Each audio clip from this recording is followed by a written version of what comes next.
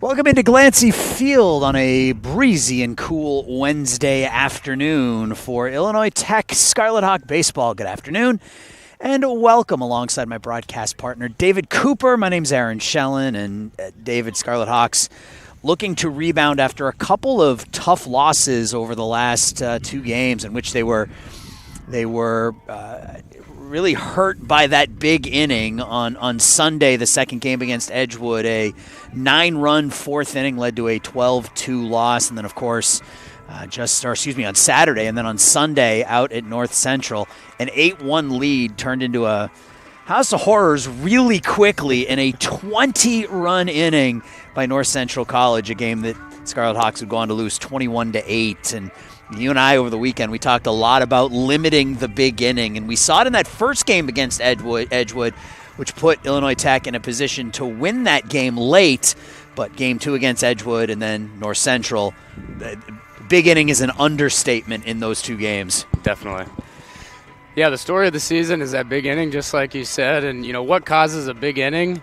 It's one of three things, and usually a combination of all three. It's good hitting by the opposition, it's poor pitching, and sloppy defense. And in those big innings that we saw on Saturday and on Sunday, we saw a combination of all three of those things. So the story of today against Rockford is, can Illinois Tech limit the big inning? That's what we're looking for out of the pitching staff and the defense today. Limiting the big inning and being tasked with that here in game one of this doubleheader. John with that hard fastball, sits upper 90s, going to set the side down in order a few times, in a row and let that offense get off to a hot start. Right, yeah. Besides Cam and Carson, who we saw throw on Saturday, it's been a little bit shaky who's going to have that starter position. Z hands the ball to his bullpen guys that he knows is going to get the job done. So we'll see how they piece it together after those two guys, but I'm looking forward to the start here. We're a little bit delayed here as the umpires are talking to Coach Seifert about kind of the field of play here and what's fair and what's foul and all the good stuff that goes along with kind of the uniqueness of baseball and the various ballparks that we play in. Yeah, that's a conversation I've always wanted to be a part of. It's fair between the lines and it's foul outside of the lines. I never know how much there is more to talk about, but there always seems to be something. So. That's a great point. It's it's fair, it's foul, it's a home run, it's not. It's all should in theory be fairly simple, right? Yeah, there's definitely some nuances to every field. I'm sure they discuss, and if I had to guess, there's also a little bit of banter. Banter's good. Yeah. We're about ready to get started. Rockford comes in 10-4 on the season. Both teams 1-1 in NAC play. First pitch from John Gorey is at 11:59 a.m., so a morning start here in Chicago. It's fastball up and in to Jake Bellata, the third baseman. Bellata, 263 on the year, 3 home runs, 9 knocked in. A fastball a little low from Gorey. 2-0. John making his 6th appearance of the season. 5 innings of work so far. Good start to the season. Just 3 hits allowed, 6 strikeouts in those 5. Yeah, he's been lights out. He even has a save under his belt. He has 1 start so far in the season. And that ball's hit pretty hard out to left. Reaching over is Yaknen from center field, who will call off the previous center field, Tyler Gutsfeld, as he's coming back from injury. He'll be in left field today. But like I was saying, John Gorey, he got 1 start down in Florida against Hope College, and then Gary followed him into that game, and they put a beating on Hope College. So we're looking for a little bit of a repeat of that formula we saw in Florida against Rockford today. And I like that, what we saw there. You saw Tyler Gutsfeld ranging far to his left over into left center field, and Luke, the center fielder, did what the center fielder's supposed to do, take control out there. You saw Tyler kind of back off at that last minute, and Yaknen made the catch for the first out. This is the center fielder, Joseph Stagowski, and this is a team that has a couple of big boppers, as you said, before the game in this lineup. Stagowski, one of them, 362 on the year, already 7 home runs to go along with 19 runs knocked in. Again, this team's only played 14 games, so home run every other game. That's a pretty good ratio. That's a 20 home run pace in the season. That's pretty good. It's 1-1 here on Stagowski. John kicks and deals. And you had mentioned he's got 1 save on the year. We saw that in game 1 on Saturday. Came in the 7th inning, or in the 9th inning of that one, rather. Faced 2 batters, struck them both out. 2-1. Fastball late on it is Stogowski, and you saw that heat there from Gorey. Touches 88, 89 when he wants to. I think at this point, Coach Z is just looking for somebody who can throw strikes and get outs, right? Yeah. Throw hard, throw soft. It doesn't matter. It does not matter, and you're going to see that today with John Gorey and Gary. One throws really hard and one throws really soft. This is popped up down the right field line. Paxson ranges over for it. Michael's not able to make the play in foul territory. The wind blowing a little bit, not nearly as bad as it was on Saturday.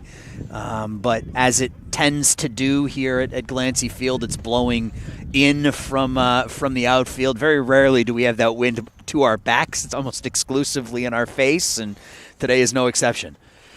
Yeah, I'm appreciating that it's a little bit, lighter on the wind. It makes it much more pleasurable from the viewer's perspective. Oh yeah, for sure. Not blasted with 30 miles an hour in the face. 2 balls, 2 strikes, 1 out. Gorey to Stogowski here in the first.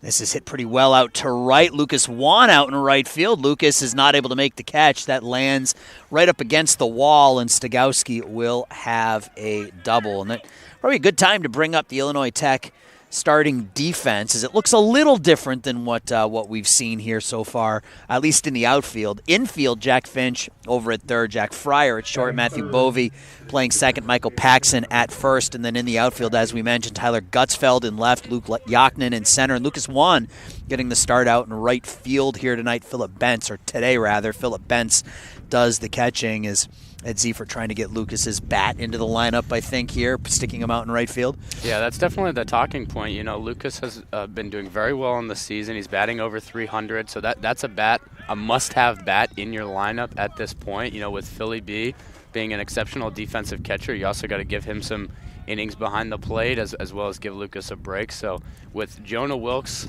in the DH spot, why not throw Lucas out there and right? Running the 3-catcher lineup here today is as Wilkes is the designated hitter today. So catchers all over the diamond for Illinois Tech here this afternoon in Game 1. It's 2-0 here on Zach Fabus, who's the starting pitcher today. He'll bat in the number 3 hole, hitting a robust .465 on the year, 20 for 43. Has 11 knocked in, takes that pitch on the inner half for a strike, 2-1. So Stogowski at second with 1 out here in the first.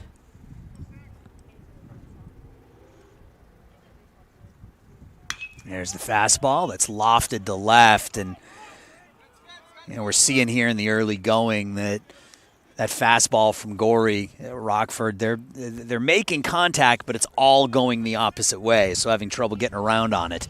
Right. So we'll definitely want to pay attention to how Rockford's able to make adjustments second time through the lineup when we see that. The other thing that I think is a talking point here is John Gorey is used to coming in, throwing 8 pitches, getting out of the inning like we saw on Saturday with that save. So him in the start here, they're going to look for him to extend 3 to 4 innings, and I'm looking for him to have very quick and efficient innings, and hasn't quite found it so far. But he's been in there, so that's something to keep in mind as we see Gorey go out for a couple more innings here. And do you see, you see sometimes where a reliever will come in and make a spot start, or the opposite, where you get a starter, someone who's normally a starter coming in relief, and maybe that velo ticks up a little bit because they're now pitching in relief rather than starter. But the other side of that can be true too, right? A reliever, they can't just go out there and be amped up for every single pitch. It becomes more about keeping those hitters off balance and that sort of thing. So do you expect to see maybe a tick slower on that velo maybe from John here? Yeah, I mean, you'd almost have to expect that he's going to be that way from what we've seen so far. He's definitely in the upper 8s, but I don't think he's pushing 9 like he tries to do, when he's only tasked with recording 3 outs, right? So I haven't had a conversation with him about that, but I know he's really excited for the start. He was the first one at Keating, which is our sports complex this morning. Here very early, looking forward to this. And it's got to be a different just a different process for him as well. I mean, starters go through a 4 or 5 day process, as there's another foul ball by Fabus, a 4 or 5 day process to get ready for those starts, whereas relievers, you never know until game time, if later in the game if you're going to go in. And some pitchers can do both really, really well, but there are some relievers who can only relieve, and there are some starters who can only start because they can't handle that day-to-day sort of uncertainty of whether or not you're going out there. Right. It's always interesting to see how guys handle that transition, and I think, a lot of times we see, for some reason, relievers struggle with that a little bit more than starters moving to the bullpen, which you would kind of intuitively think might be the opposite, right? Starters don't have the time to warm up. They're kind of rushed in the bullpen when they come in late in the game, but usually they do very well. And it's your occasional reliever that's like, I'm not used to this, sitting here and thinking about my outing for 4 hours before the game. that kind of gets to them a little bit. When they know they're going to be out there and they overthink the process a little bit. Definitely. It's a good battle here between Gorey and Fabus. And it's a ball just inside. So went breaking ball there on 3-2 after a series of fastballs, and he walks Fabus. Yeah, it was a good pitch, very close, just off the inside corner. As the umpire, you almost have to give that to Fabus. Put up a really, really good battle and a good eye there. Here's Caden Bergstrom. Go ahead. He's also the opposing pitcher. Right, yeah. I don't know if the umpire is aware of that, but, it's always interesting. Like, we talked about this last time, how, the relationship between the catcher and the umpire when he's hitting, it's got to be something very similar for the pitcher. Gorey throws the first fastball by Bergstrom. 0-1 on the first baseman, hitting .333. He has 6 home runs and 21 knocked in 14 games. A lot of those stats inflated a little bit by their last game, a 20-16 win over Beloit the last time they were out. So you put up almost 24 runs in a game early in the season, and those numbers are going to look pretty lofty. Yeah, they've had a couple of those games looking at their schedule that have just been offensive explosions. And so, sometimes it's always hard to tell, kind of what the strength of schedule looks like, how things are going to be. But so far we've seen some really good at-bats out of the Rockford lineup, so looking forward to this battle between Illinois Tech and Rockford today. 2 on, 1 out, and a 1-1 count here on Caden Bergstrom. Gorey checks the runner at second, and he'll come home. Fastball popped straight up. And that will be caught right in front of us by Phillip Bentz. And, I got to tell you, the second out of the inning, and you probably caught that ball. You probably found that ball right off the bat. I didn't see it till it was about 75% of the way down into Bentz's mitt. How you guys are able to do that while spinning around and finding that baseball is something. A painful amount of practice. Yeah, I'll tell you that. Did you see it off the bat? Oh yeah. I knew where it was. Yeah, I had no idea where it was. I figure I'm not going to react if you don't, though. Yeah. So if you start to move out of the way, then I'll move. But I saw it immediately off the bat, and I immediately knew it was in play. I actually had to resist, since I'm sitting with a headset on, from yelling like, "You got room, you got room." Yeah, you got a different role here as a broadcaster versus a teammate. Right. Luckily, assistant coach Brady Roberts was on him pretty early, telling him he's got enough space. 2 quick fastballs thrown past Melendez, make it 0-2. And if you're Gorey, I don't think you can do anything else other than throw the heat again, right? Melendez hasn't come close to either of those. Yeah, I haven't seen anybody really square it up yet besides Stigowski over there and at second. There it is. 3 straight fastballs. Good morning, good afternoon, good night from John Gorey. Half an inning in the books. Rockford strands a pair. Scarlet Hawks coming up.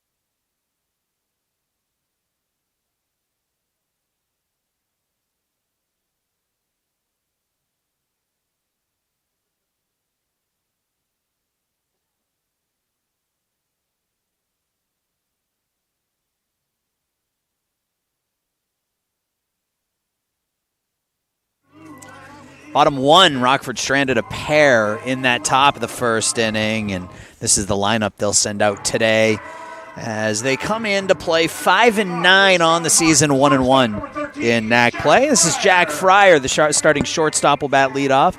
Tyler Gutsfeld out in left bats second. Michael Paxson hits third, plays first. Jack Finch down at the hot quarter bats cleanup. Lucas Wan hitting fifth, playing right field. Jonah Wilkes is the designated hitter, batting sixth today.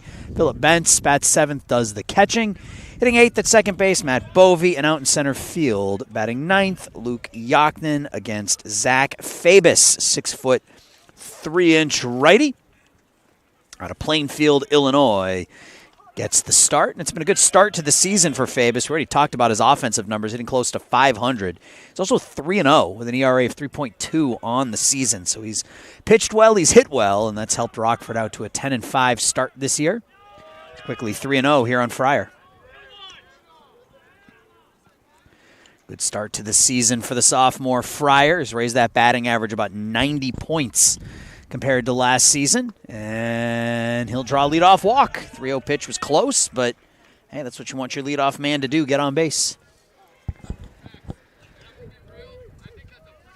Now Tyler Gutsfeld.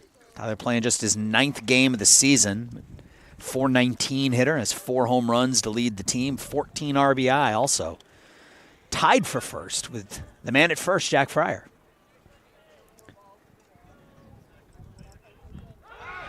Throw to first, almost gets away from Bergstrom, has to leap over Jack down at first base. Left fielder number 5, Tyler Gutsfeld. We'd love to see Illinois Tech, really take advantage of this opportunity with a leadoff man on and nobody outs and get up early. Give Gorey a little bit of padding to go out there with. I'm sure that would make him feel pretty comfortable. That's usually the situations he comes into. 5 straight out of the zone by Fabus to start the first inning. And there's a fastball for a strike.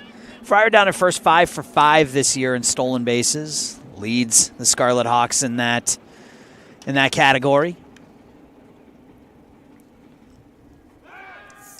Throw over and out of the glove of Bergstrom. So Gutsfeld missed a couple of weeks, most of that trip down to Florida.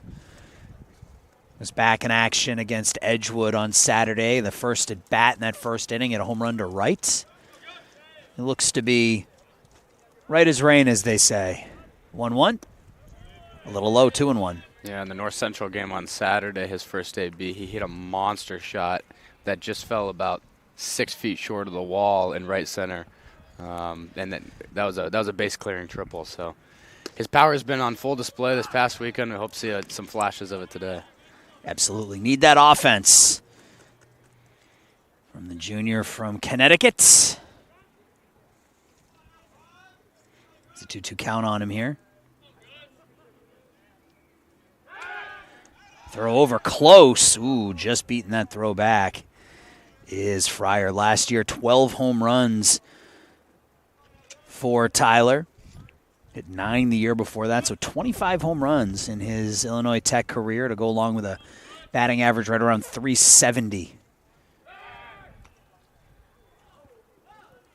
Those last couple moves by Fabus have been better than the first couple of moves that he showed us earlier. 2 kind of nonchalant pickoffs, and then those last couple, there's been a little bit more intent behind those. Especially that third one almost caught Jack napping just a little bit after those 2 more nonchalant throws. There goes Fryer. Gutsfeld tops it down the first base line. That ball's going to sit right on the line and picked up by Ryan Sterry, the catcher, in foul territory, so it stays 2-2.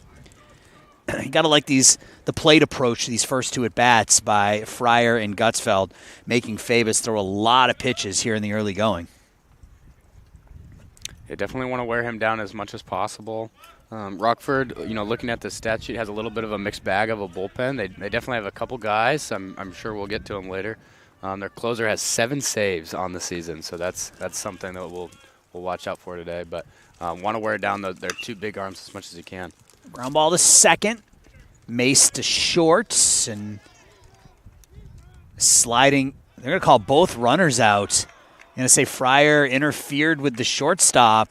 They're going to call both runners out. So that's I don't even know how that would go into the books. A 6-4 fielder's choice and then batter interference, I guess. Yep. The runner interference? Yeah, runner interference. So 2 out, nobody on here now all of a sudden. And Jack went into a really late, awkward slide that got in the way of the shortstop, Zach Duke. So now 2 outs, nobody on for Michael Paxson. You don't see that happen very often where the runner actually does slide and runner interference is still called. Now, I don't think there was any question that it did interfere with the shortstop, you know, whether that was a little bit intentional by the shortstop kind of moving into him because it was a later slide or not, but very uncommon. You know, you'll see that called when guys just kind of walk into second base in the way. But you don't usually see it called when there is a slide. They slide with those hands up, right? You know, yeah, trying to get into the throwing lane. Paxson, the first baseman, hitting .463 on the year. I was about to say was waiting for that power to come around as Paxson hits this to the deepest part of the park, but it'll stay in the park. Stogowski will make the catch, and ultimately Illinois Tech goes in order here in the first. No score after 1.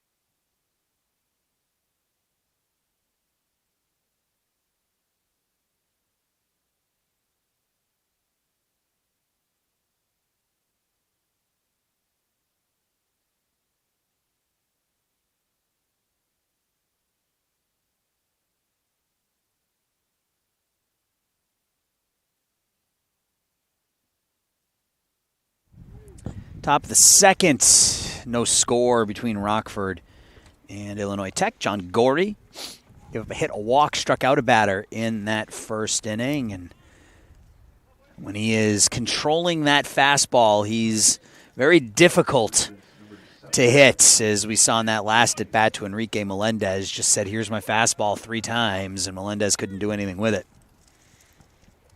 Now the second baseman, Blaze Mace.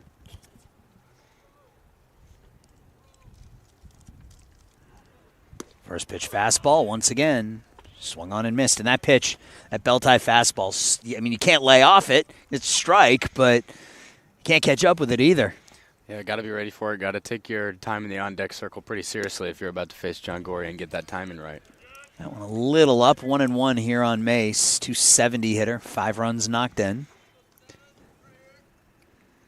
Rockford team hitting over 300 as a team, 306. Strike 2. It'll be Mace, Nate Burden, and Ryan Sterry, the catcher. 6, 7, 8. Here for the Regents. 1-2. Ooh, up and in. Out of the way is Mace. 2-2.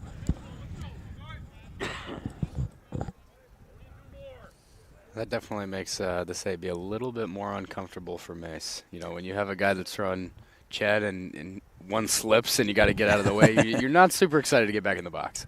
Slips. 2 balls, 2 strikes. Fastball tries the outside corner, and that's the pitch you want, right? When you come up and in on 1 and 2 to make it 2 and 2, that's the pitch you're looking for, looking to go away. Yeah, good pitch, very competitive. Haven't really seen the home plate umpire call that quite yet on that corner.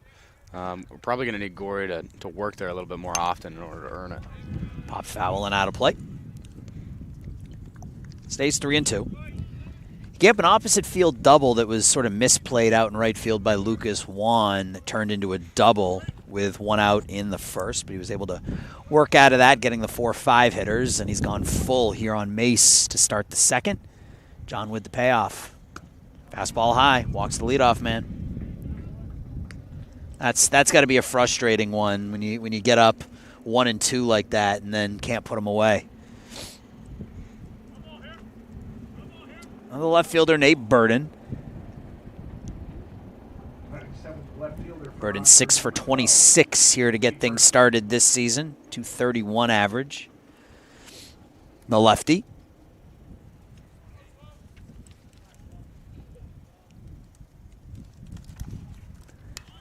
Drops to bunt, pops it up in the air, and basket catch made by Phillip Bentz. One away here in the second. Good play by Philly B, able to just react quickly. That ball was bunted very high, so he had plenty of time to get over there and bring it in. Now Ryan Sterry, the catcher.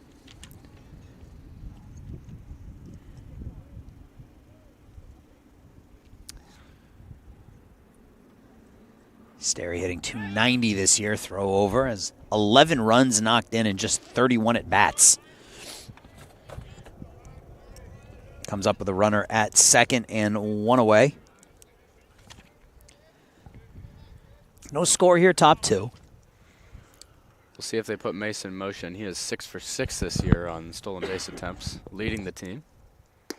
Fastball right down the middle, 0-1 on Sterry. You got to get a good jump, too, with Gorey on the mound, who throws pretty hard. And that's complemented by Philly B, who's a good defensive thrower. So a good battery to control a running game. Fastball a little in, 1-1.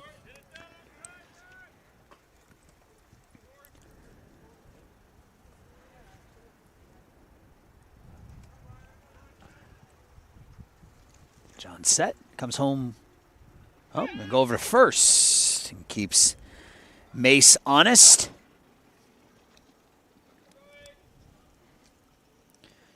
Zach Duke, the number 9 hitter in the on-deck circle. John coming into play today had only allowed 3 hits and 5 innings of work. He's given up 1 so far today. There goes the runner. Breaking ball. The throw is in. Plenty of time to retire Mace. And talked about how the velocity of John Gorey can make running hard. You talked about the throwing arm of Bentz. We saw it right there. Yeah, Mace has been exceptional. Like I said, 6 for 6 in stolen base attempts this year, and that one wasn't even close. He was out by 2 steps. And the throw was to the shortstop side of the bag, so good hard throw by Bentz. Fryer was able to get the tag on, and now there's 2 outs, nobody on, and a 2-1 count here on Sterry.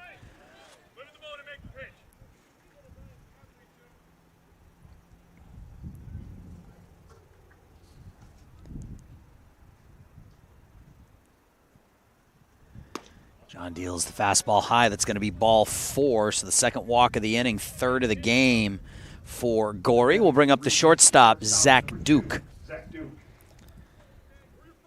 You know, see that fastball is just getting a little bit higher than Gorey really wants it, missing upstairs. And that's when you throw, 2 of those in AB, all of a sudden you kind of force yourself to be perfect with the rest of your pitches. So, in the sake of him keeping his pitch count down and becoming more effective, trying to get lower in the zone, he does right there. And that ball's batted over to Bovee. He boots it, able to make it over to Paxson, and that will retire the runner. A nice job by Bovee to stay with that and retire Duke at second. An inning and a half in the books, no score.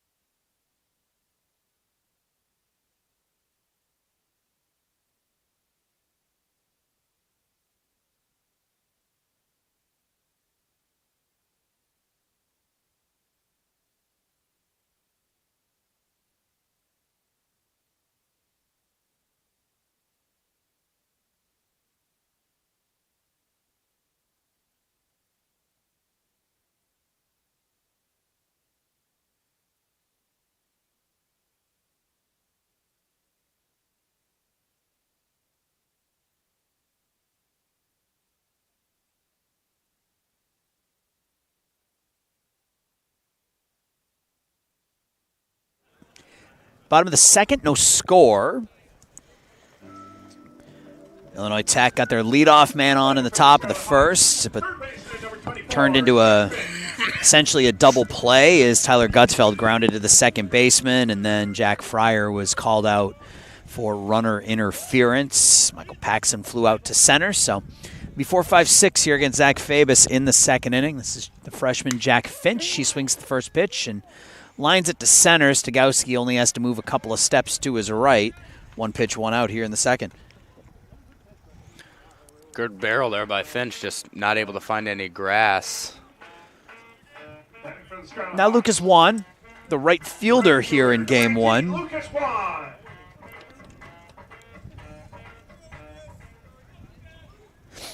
Lucas 8 for 22 this season. That's a .364 batting average. He'll swing at the first pitch, golf it to left.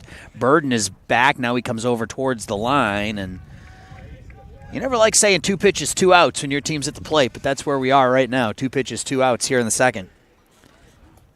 For Jonah Wilkes. You know, when I was younger on a club baseball team, our pitching coach would tell the pitchers, if you go out there and have a 3-pitch inning, I will buy you a steak dinner after the game. Oh, that's something. However, it never happens because if you go 2 pitch, 2 outs, it's an automatic take. Yeah, right. That next batter is taking a pitch. Doesn't matter what it is or where it is. Popped foul out of play to Wilkes. 1-1 on Jonah. 306 for the designated hitter. 8 RBI. Yeah, good to see him back in the lineup. He hasn't been in the lineup this past weekend just because Guts was in that DH spot. But now that he's returned to left field and adds his glove to the outfield depth, we get to see Jonah back in the DH spot. So that's exciting. Looking for that to make a mark on the offensive output today. It lengthens that lineup just a little bit more with Tyler back in the outfield, with Jonah slotted in there in the DH spot. Right, and you got Lucas in right. Yep. It's 3-1 here on Wilkes. Fabus on the inside corner, 3-2. Well, this is what you're looking for when the first 2 batters swing at the first pitch. You got up to a 6-pitch at bat here for Wilkes now. Trying to make Fabus work at least a little bit here in the second. Payoff pitch is rolled to the left side, backhanded by Duke. The long throw, the low throw, the nice pick by Bergstrom. And it's a 1-2-3 second for Fabus. 2 innings down here at Illinois Tech.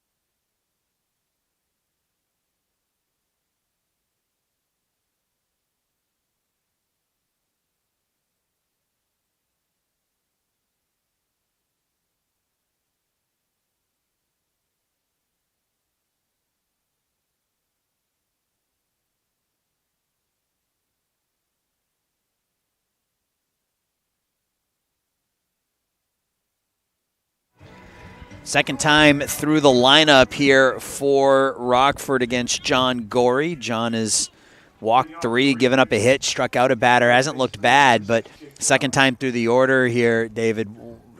If you're behind home plate, how are you changing up those pitch calls?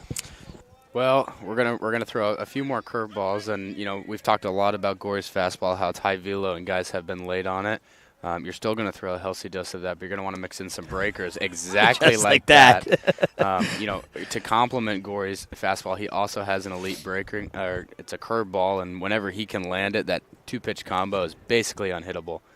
So I'm not going to let Rockford make the adjustment to the fastball and be able to keep him off time by throwing both of those. And that seems to be the game plan here. They go curveball first pitch and then just blew a fastball right by him. I've spent some time, we talked about this on Saturday, spent some time around former big league pitchers who have turned pitching coach, and his concept for pitching, the 0-2 pitch is upstairs, is he doesn't want to hear his reaction after one of his starters comes out in the top of the first inning and will start off a game with like 3 straight off-speed pitches. Drives him absolutely nuts. He loves to. And you talked about the breaking ball. There it is, striking out Bellata for the second strikeout here in the third inning. That first time through the lineup, he wants to see the fastball, and then you mix it up that second time through the lineup, mixing in that breaking stuff and keeping those hitters off balance, as you talked about. Right. You know, from the pitching perspective, you never want a batter to be taking their second AB against you and be like, I've seen everything, I feel confident now. You know, you still want to have something you can pull out of your sleeve to keep him guessing. Well, that curveball has been working for him so far here in the third. He's thrown it 4 times. 3 of them have been in the strike zone. This is Joseph Stigowski, who flew out to, or had, a double to right field his first time up. Here's another one.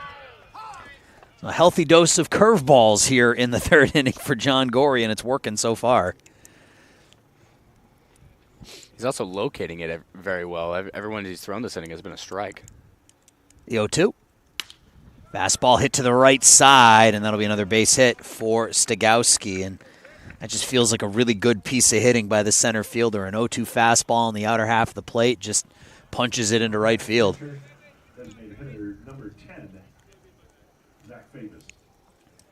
Now the pitcher, Zach Fabus, he drew a walk his first time up. Looked like a good pitch from John on that 0-2 pitch. Yeah, not too bad. I would have liked to see it elevated, especially 0-2. You know, we talked about that on, the last game, like the concept of the chase pitch 0-2, right? You don't want to make a mistake there and give the hitter something to hit. But it definitely wasn't too much of a mistake. Paxson over to Fryer to retire Stigowski on the 3-6 fielder's choice. So 2 outs now for Caden Bergstrom.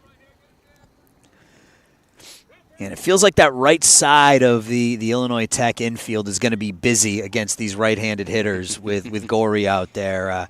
Bovee and Paxson getting peppered with some contact here in the early going. Right. Haven't seen a ball ripped over to Jack Finch yet. We'll see. Maybe somebody will be able to rip a curveball down there, but I doubt we're going to see somebody turn on a fastball. There's a fastball right down the middle. Gets away from Bentz, but not far enough for Fabus to advance. 0-1.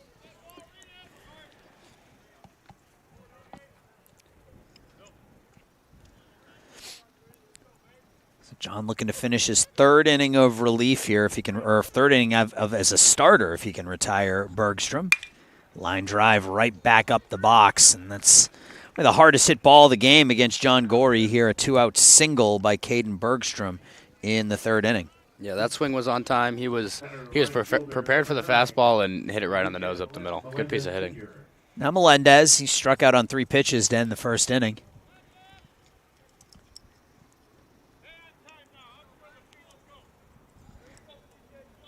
And if you're Illinois Tech and John Gorey, is it anything other than the fastball to Melendez, given what that first at-bat looked like? I don't think so. First one a little bit in, but indeed the fastball 1-0. And 3 straight fastballs right down the middle. Melendez swung through all 3 of them. He's jumped out in front here 1-0, though.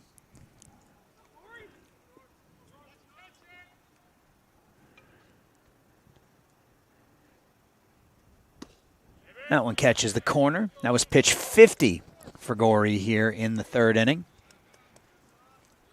Got Bergstrom at second, Fabus at second, Bergstrom at first. 2 outs in the third.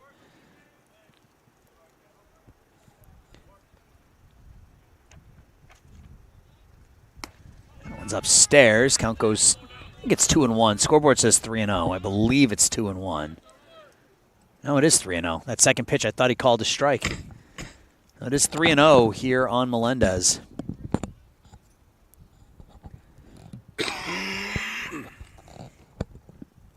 Fastball high, loads the bases. Maybe a little bit of fatigue starting to set in here a little bit for John in the third inning.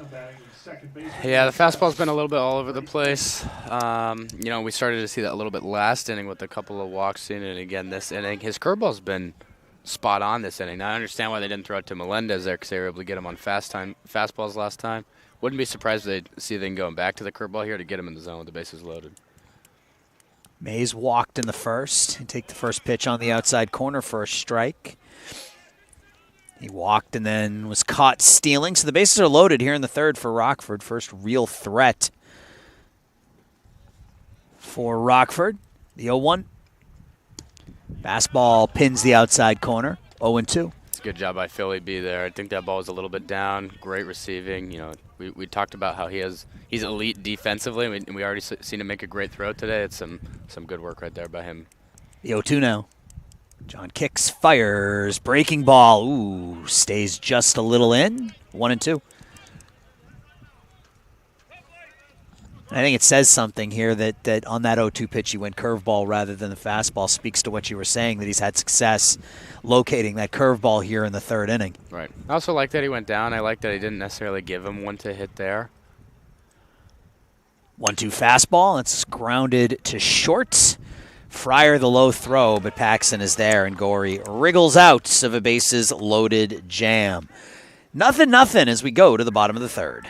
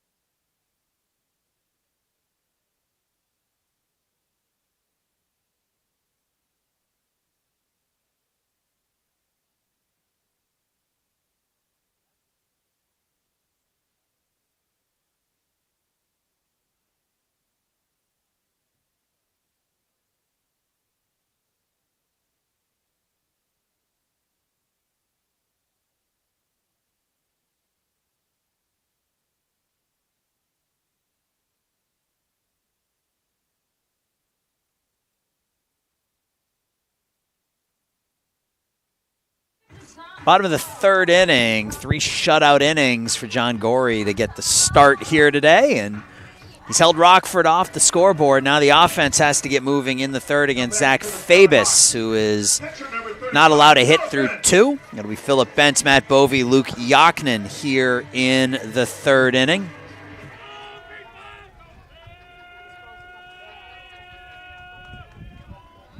Bentz will lead things off. 268 hitter. He's driven in 5. Takes the first pitch over for a strike. 3 doubles this year for Bentz.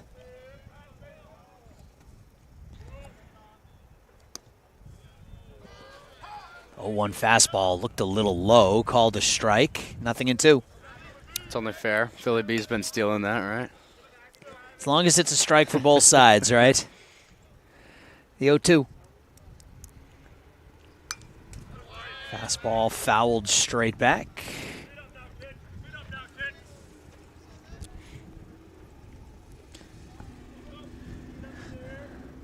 Sun is out here now at Glancy Field. Curveball spiked to 1-2.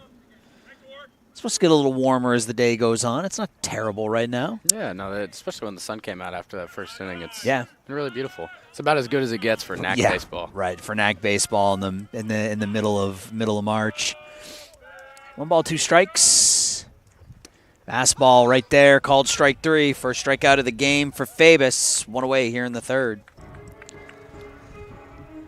Now Matt Bovey, the second baseman. Second baseman, number 33, Matthew Bovey. Matt at 250 on the year.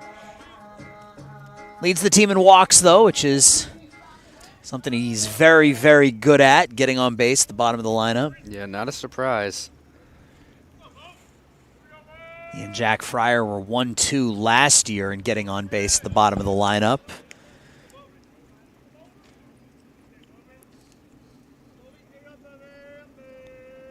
Couple of doubles for the second baseman.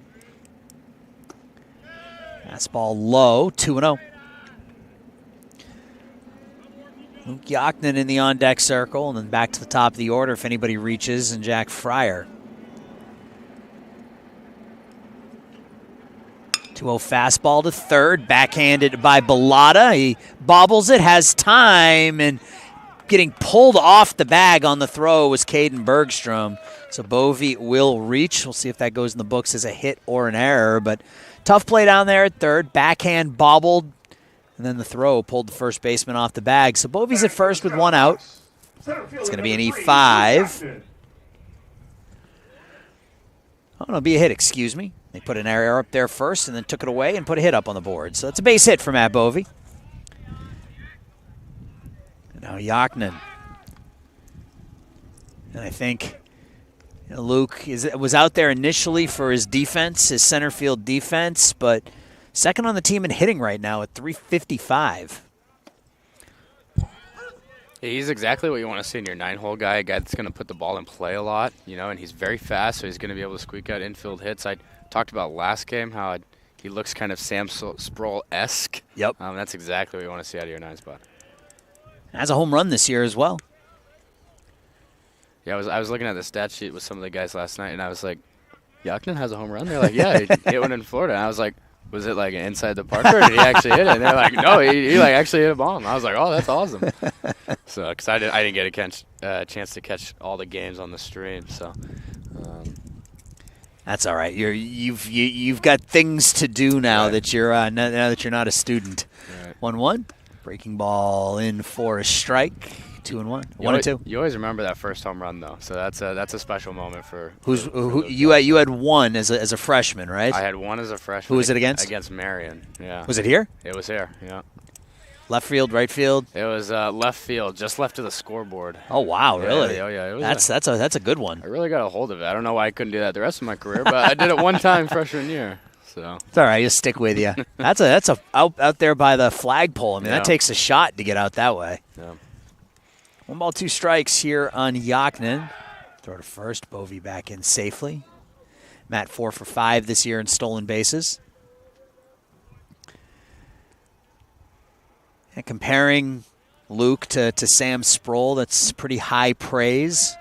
Sam, an on-base machine in his time here at Illinois Tech. And Yaknin will go down swinging there, fooled by the breaking ball. 2 strikeouts here in the third for Zach Fabus. Back to the top of the order, and Jack Fryer. Jack drew a walk leading off the bottom of the first. We talk about the offensive improvements from Jack Fryer from last year to this year, from his freshman year to his sophomore year. And the one stat that stood out to me when I was looking at his numbers today, last year he had 1 extra base hit all season. This year he already has 6. Here's a throw down, and Bovee is into second base with his 7th stolen base of the year. So as a freshman, he hit a .199 with 1 extra base hit. He's hitting .283 this year, has 4 doubles, 2 triples. So not only hitting for more contact, but hitting the ball with some authority as well. Yeah, it's something you love to see in that jump from freshman to sophomore year, and really where that comes from is him being more aggressive early in the count. And a lot of D3 ABs, you're gonna get a fastball to hit early in a count, and he's really made that improvement freshman to sophomore year of deciding, like, I'm going to be aggressive on that fastball, and it's really paid off as we see looking at his stat sheet so far. Ball in the dirt. 1-1 here on Fryer. Now an RBI situation with Bovee at second. Jack tied for the team lead in RBI. He's got 14, including 8 in his last 4 games. Fastball away, 2-1. That's not something you expect to see out of your leadoff guy, being the RBI guy. He's usually the guy that should have a lot of runs on the stat sheet, but that that kind of goes to speak with what we were talking about with Bovee and Yaknin being able to get on base and giving Fryer opportunities just like this. Yeah, absolutely. When your number 8 hitter leads the team in walks and your number 9 hitter is hitting .360, it's going to give your leadoff hitter a lot of RBI opportunities, and Jack's been taking full advantage of them. Had a bases-clearing triple in that first game on Saturday against Edgewood, and the count has gone to 3-1 here on Fryer.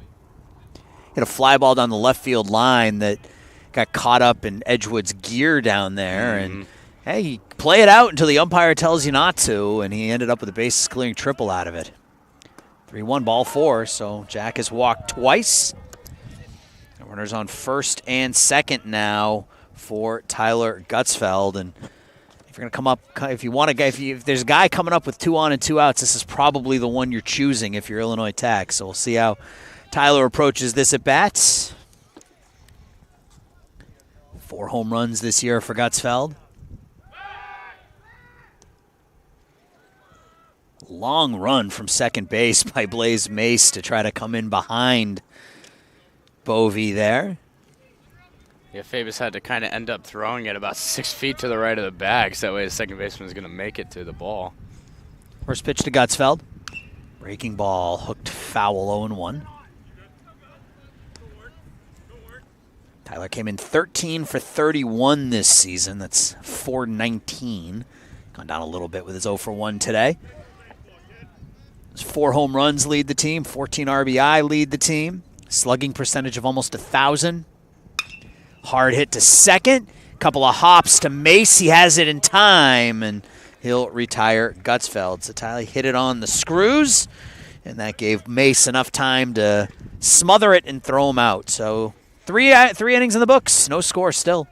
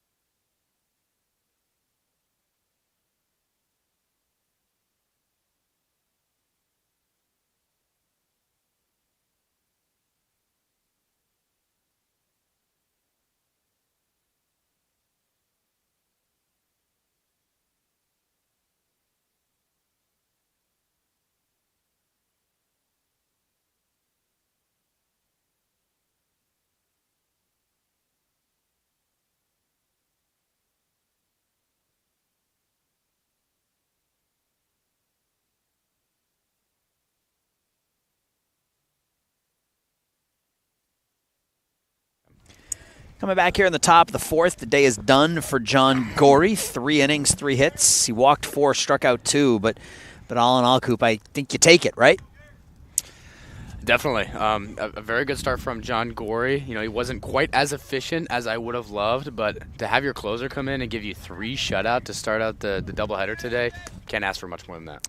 Coming in is the usual first man out of the pen. This is Alejandro Garcia making his 6th appearance, and he's 3rd on the team in innings pitched, even though he's come exclusively out of the bullpen. So Coach Ziefert leaning heavily on Garcia this year. 12 2/3 innings, 9 hits, 10 strikeouts for Garcia. Opponents hitting just .220 against this right-hander out of Sugar Land, Texas. And he'll face Nate Burden, Ryan Sterry, and Zach Duke to lead things off here in the 4th inning.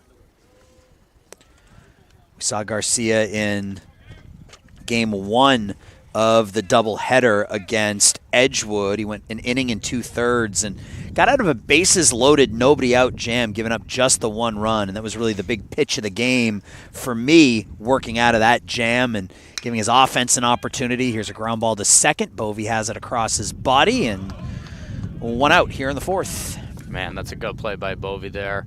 You know, usually at second base you have a ton of time to make the play, and with plus speed running down to first base, he's able to hustle over to his right side, big throw on the run. Good play by the junior. Now Ryan Sterry. 6 walks in 12 innings for Garcia, so he's been that guy that Coach Ziefert, he's going to go to Garcia first out of the pen in just about every opportunity, and Garcia's rewarded him with some good pitching so far this year. Yeah, Gary's been the put out the fire guy. You know, there's been a bunch of opportunities for the Illinois Tech bullpen to be able to do that, and Gary has really stood head and shoulders above the rest of them and been able to put out fires when he needs to. You know, we saw that last week with Edgewood, like you were talking about, and I'm sure he's going to have to put out some fires today.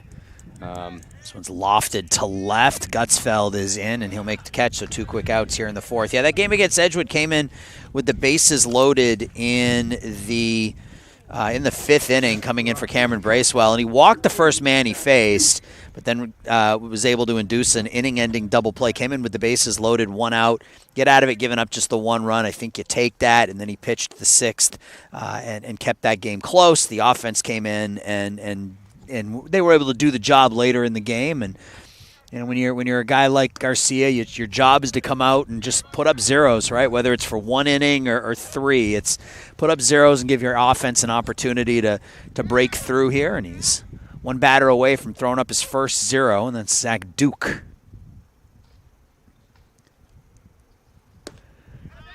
Nicks the corner, 1-1 on Duke. He grounded out to Bovee to end the 2nd.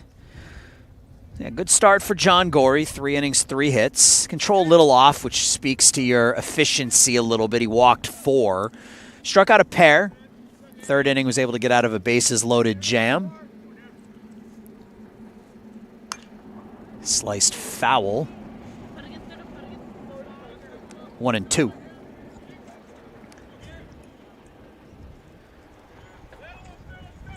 Yeah, Gore's been that guy where he has the stuff that he can be a little wild and still be just fine, which we saw today. You know, only gave up hits to a couple of the better hitters on the Rockford team and able to get everybody else out through weak contact or strikeouts. 1 ball, 2 strikes. The pitch from Garcia is up and in.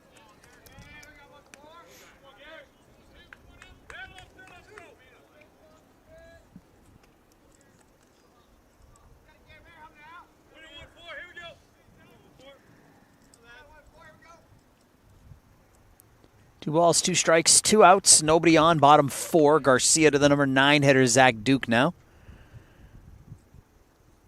Fastball on the outside corner. Duke can't catch up with it. And it's a 1-2-3-4 for Alejandro Garcia. We're through 3.5 at Illinois Tech. Still no score.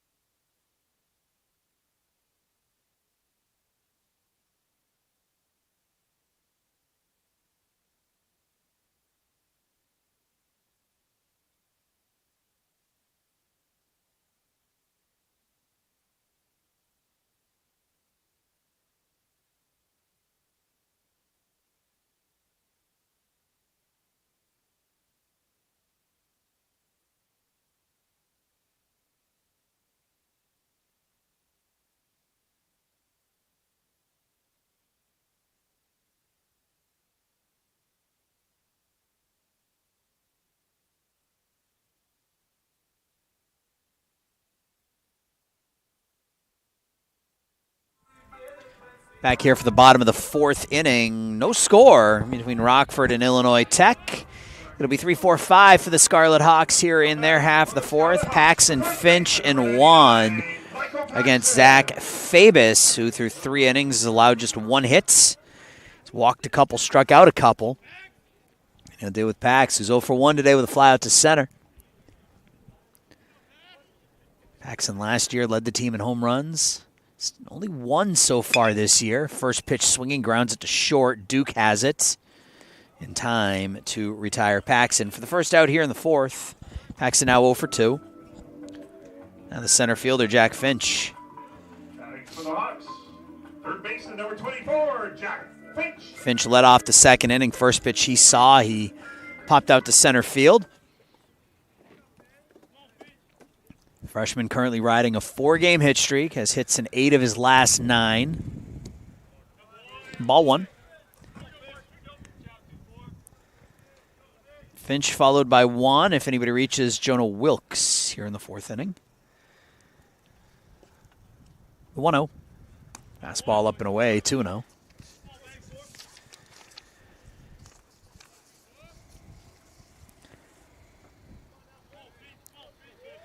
Playing Finch to pull around the diamond here, and he does just that.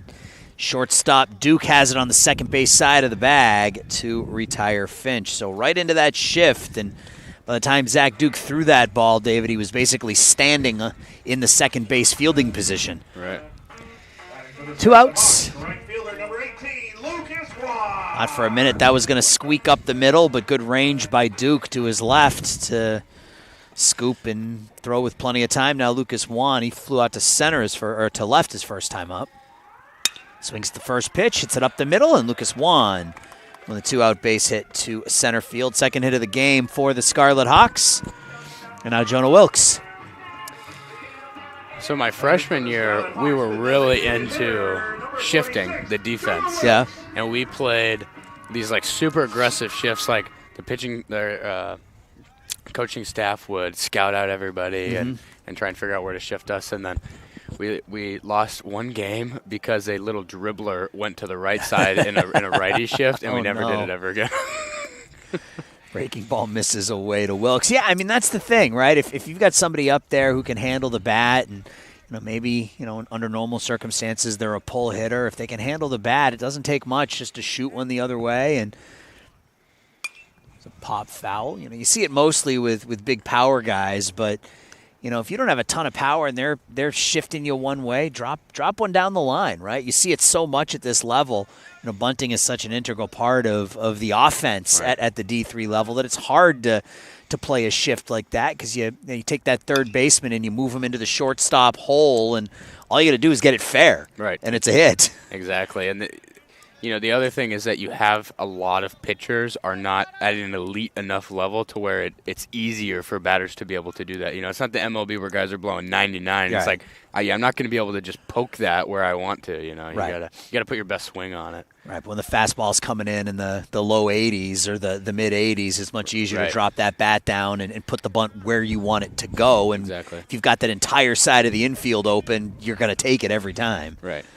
And the other major factor is scouting. It's just at this level, it's with only 40 games in a season, it's really hard to collect enough data to know, when it's going to be effective or not. Where you see it at other levels, and they have guys' track record for 5 years through 3,000 ABs. It's like, we should shift a guy. So it kind of changes the perspective on shifting a little bit. But this feels more like pure baseball, right? You don't have, as that's popped up on the infield, Fabus is called off by the first baseman. We'll talk more about that as we go to the fifth. Still no score here in Chicago.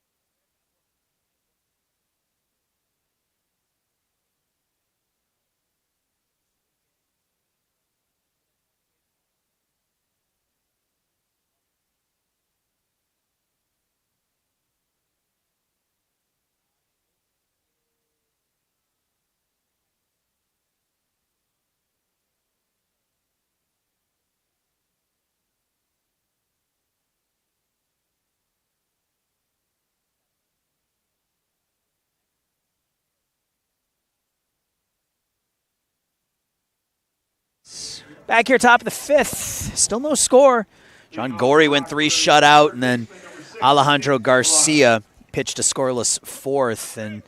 And David, Garcia missed most of last season, only pitched in 5 games all year. But when you go back and you look at his track record, and this is what he does. He comes in, and he comes in for Coach Z, and he gives him 2 innings, gives him an inning and a third, gives him an inning and 2/3. He's just somebody that Ed can trust to put out there in tight situations to just get outs for him.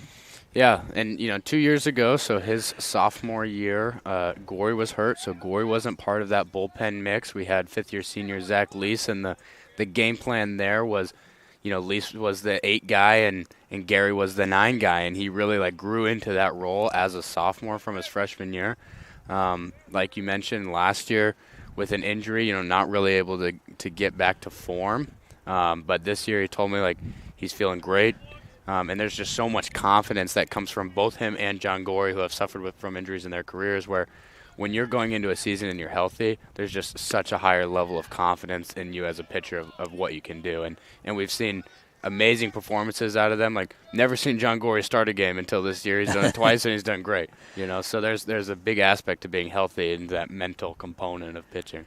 You talk about that sophomore season for Garcia. He was dynamic, a sub-2 ERA. Here's a ground ball up the middle. Diving play by by Fryer, and he doesn't have time to throw out Bellata, so Jake will draw a leadoff infield single here in the 5th inning. Yeah, Garcia, back in 2023, he was 3-5, but a 1.97 earned run average, struck out a batter an inning, and he was fantastic in 2023. Only 5 appearances last year, and probably still some rust to knock off that right arm after missing most of last year, and he's pitched pretty well knocking that rust off, so looking forward to see how things go over the final 25 games of the year for him out of the bullpen. Definitely a high ceiling, a lot to play left in this senior year, and he's a guy that eats, sleeps, and breathes Illinois Tech baseball, so he's really, really excited about what he's able to do to contribute to his senior year here. Runner at first, nobody out here in the 5th. Ball is punched out to center. Yaknin settles underneath it. Luke makes the catch. 1 away. It was a fortunate time to put the ball in play. The runner on first base, Bellata, got a great jump and took off pretty early. He was about to walk into second base until that ball was hit out of center field. First time Stogowski has been retired here today. He's now 2 for 3 with a single and a double. I'll bring up Zach Fabus, the pitcher. Fabus 0 for 1 with a walk. He reached on a fielder's choice his last time up.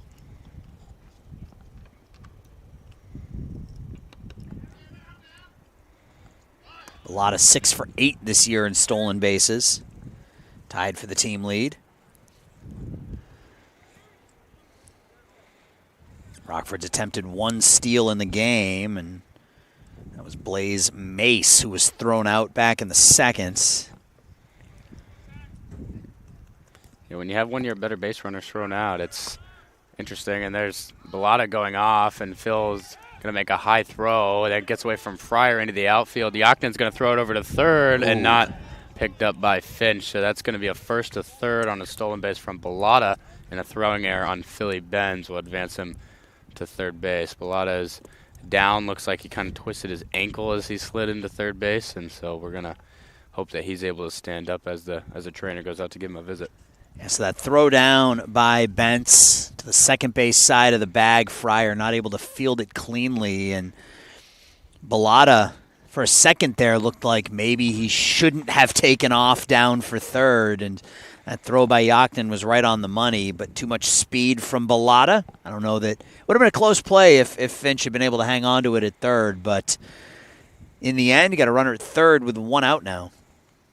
And a 2-0 count on Fabus, who came in hitting almost 500 this year. So Bellata looks okay down at third. Jam that foot on the bag, roll over on it. Yeah, that's uncomfortable. Fabus followed by Caden Bergstrom, the first baseman. Corners in here for the Scarlet Hawks. Finch in on the grass and off the line at third. 2-0 pitch fouled to the left and out of play.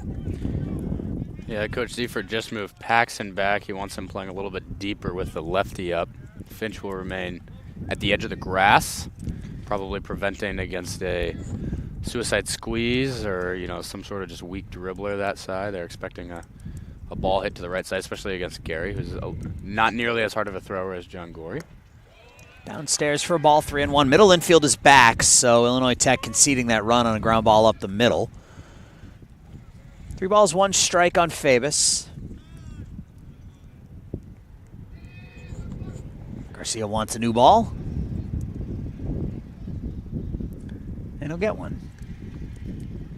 Speaking of that speed difference, this is kind of a masterful setup by Coach Seifert and Coach Cantlin, where you have one of your hardest throwers come in the game to start him off, see the lineup twice, and then you throw in Gary, who doesn't throw nearly as hard but is much more crafty and able to get outs that way. 3-1 misses upstairs. That's one of the things I love about the game of baseball is you can be successful any number of ways. You don't have to throw 95 to 97 to get it done. If you can be around the plate and you've got movement, and you can be crafty, as you say, with those pitches. You can still get the job done.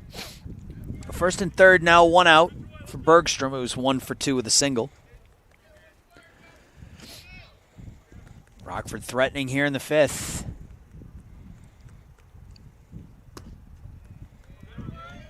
Inside to Bergstrom, 1-0. Bergstrom, a big kid, 6'3", 240-pound righty. 6 home runs on the season.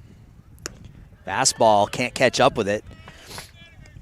1-1. It's a well-placed fastball right over the outside corner, and when I'm talking about craftiness, that's what craftiness looks like. You get a big hitter to take a big swing at a pitch that he can't take a big swing at to hit the ball, Yeah, if you're throwing 89 or 79, you still got to be able to throw the fastball, and you got to be able to locate it.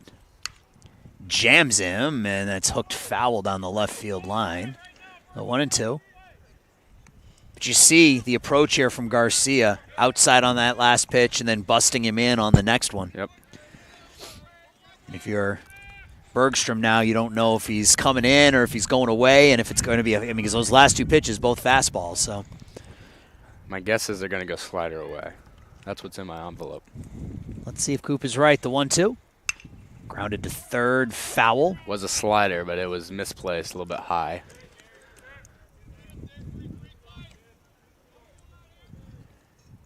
Scarlet Hawks hoping for that ground ball right at a middle infielder here.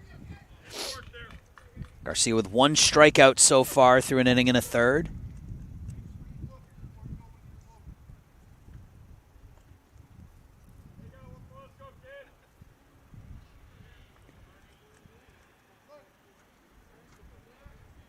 One ball, 2 strikes. The pitch from Garcia to Bergstrom. Pop straight back.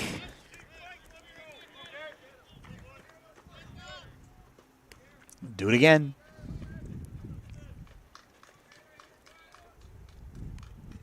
Good battle here by Bergstrom. Gary's making good pitches, working in and out, up and down, mixing in the 2-seam and the slider. Bergstrom able to stay alive, give himself a chance here. 1-2. Again, rolled foul up the third base line. Garcia still up at the count here, 1-2. John Gorey went the first 3 shutouts. Garcia, an inning and a third, scoreless so far. Looking for a strikeout or a ground ball at one of those middle infielders here with 1 out and 2 on in the 5th. Another 1-2. Another ground ball foul. Really good battle here between the cleanup hitter, Caden Bergstrom, and Alejandro Garcia. This is what baseball is all about, right? Best on best. I love it, yeah. In a runner scoring situation, tie game, middle of the game. Especially on a Wednesday afternoon. Yeah. Right? I mean, like, it's baseball, and this is wonderful. Garcia with another 1-2. Shoots it to center, chasing in on it is Yachnin. He makes the catch. He drops the ball. It pops out of his glove. The throw will get the runner at second, but Bellata will come home to score on what is ultimately a fielder's choice RBI for Caden Bergstrom. The 8-4 put out at second. So Rockford does score a run, and you can see Luke was gearing up to make that catch and throw the ball to the plate, but wasn't able to secure it in his glove. No, 2 outs, runner at first, and a run in for the Regents, and now Enrique Melendez.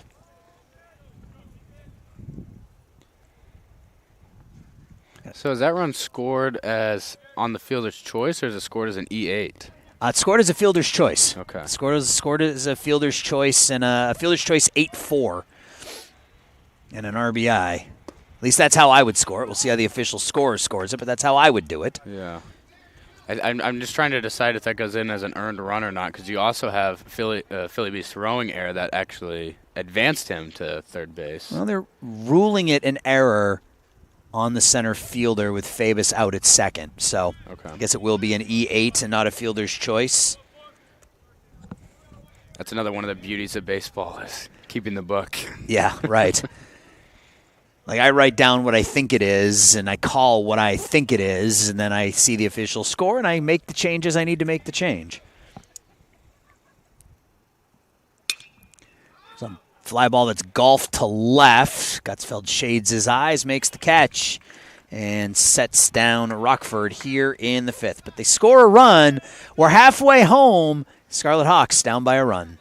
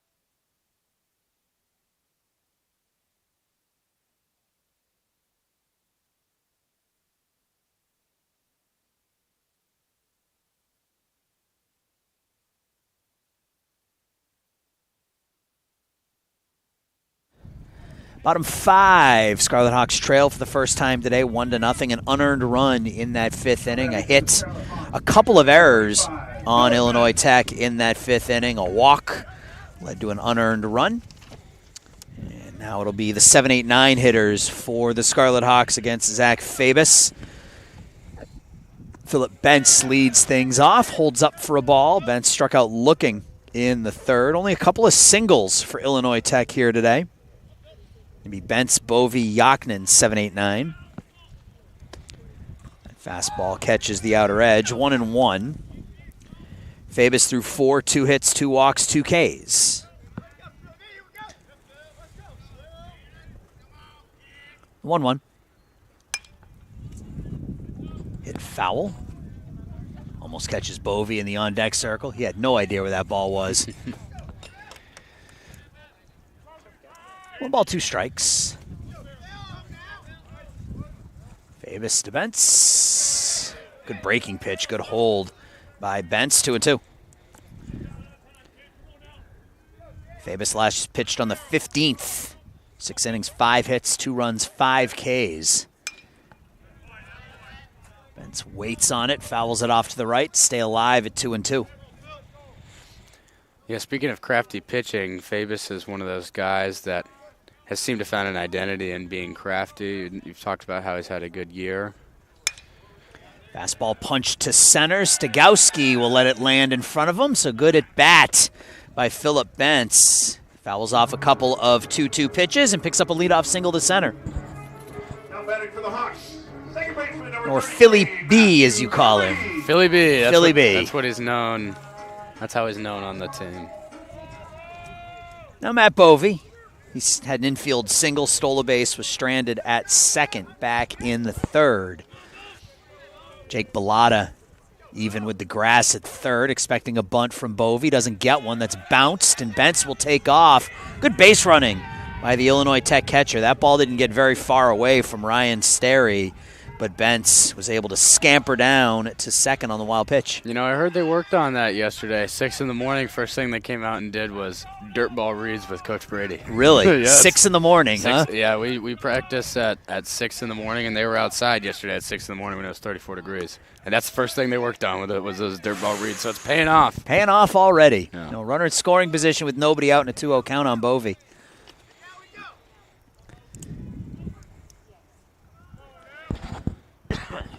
Caden Bergstrom already way in over at first. Bovee off the end of the bat, foul.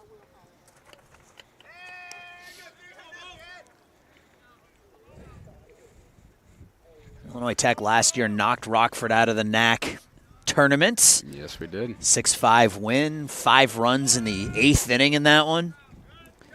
You got into that game. Yeah, I think I came in as a defensive replacement at the end of that game. That was kind of my role after I came back from being injured. Since Lucas was doing so well, he took the lineup spot, and then if they needed to sub him out for a runner or something, I would come in and be a defensive replacement. That was a really good pick move and very close bang bang play, and Philly B over there at second. Yeah, Zach Duke threw his head up in the air. They thought he had him, and just getting that hand back in was Bentz. It's 3 balls, 1 strike here on Bovee. Faber steals. In for a strike, 3-2. The Scarlet Hawks were down 3-1 going into the 8th in that game. A 5-run 8th inning. Paxson with a home run. 3 balls, 2 strikes now. Ball 4. Bovee draws the 3rd walk of the game. So we talked earlier about your 2 leading RBI guys on this year's team are your 1-2 hitters, and Jack Fryer and Tyler Gutzfeld, and we're seeing again why that's been happening this year. Is the bottom of the Tech lineup is doing a good job getting on base. Bentz 1 for 2 today. Bovey's been up twice. He's been on base twice, and you got Luke Yachten who hitting .360 on the year. Opportunity here to try to move those runners over, get a couple runners into scoring position for the top of the order again. Yeah, I wouldn't be surprised if they have him lay down a bunt. Like we've talked about how Yakin's very fast, so putting down a bunt is not an automatic out in Yakin's case. So we'll see what they do. First baseman is in on the grass. We're prepared for that. Third baseman pretty much even with the cutout down there. Luke struck out swinging his first time up.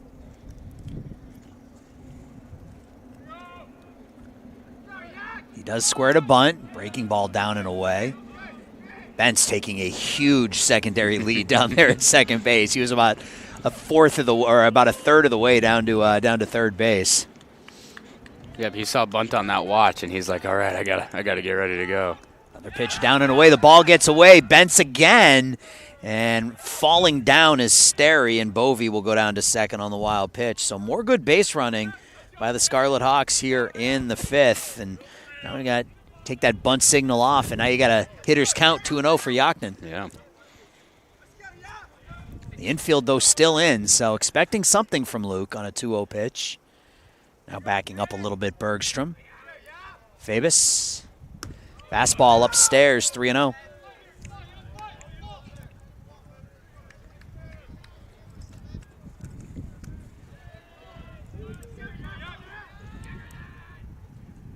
Fastball right there for a strike, 3-1 on the sophomore Yachten.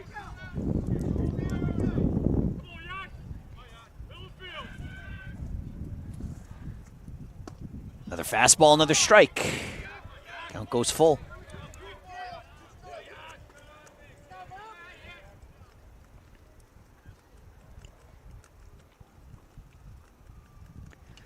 Payoff pitch to Yachten. Tapped foul. Luke, 11 for 31 this year, has a home run, a double. He's driven in 5. Love when your number 9 hitter puts up that on-base percentage north of 400. Yeah. The 3-2. Looks like he swung at ball 4, pops it over our heads. Pitch a little up, but staying alive. Yeah, would love to see him get 2 more RBIs on the season here. Having a good fight. Pitch from Fabus. Driven to center.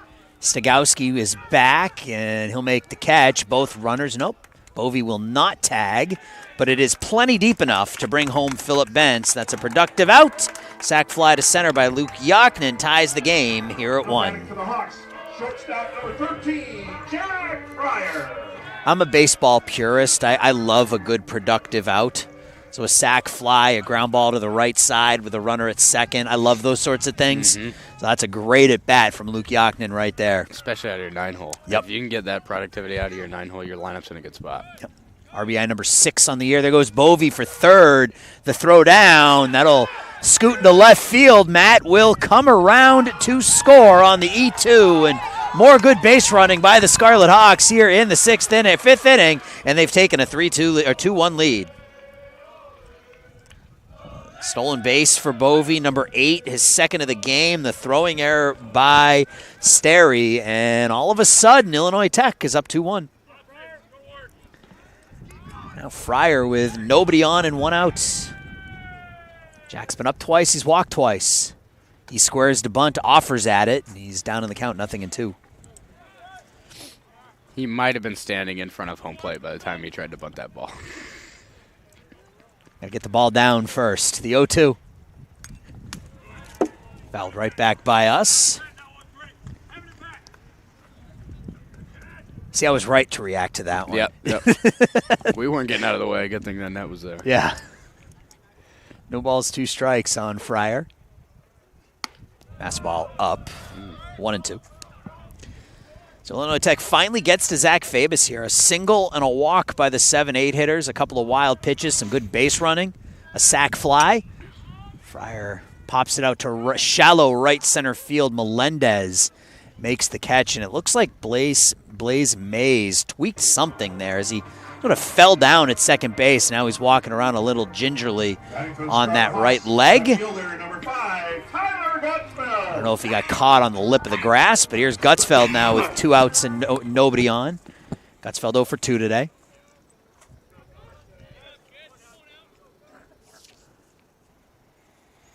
First pitch to Gutzfeld, foul tipped, 0-1.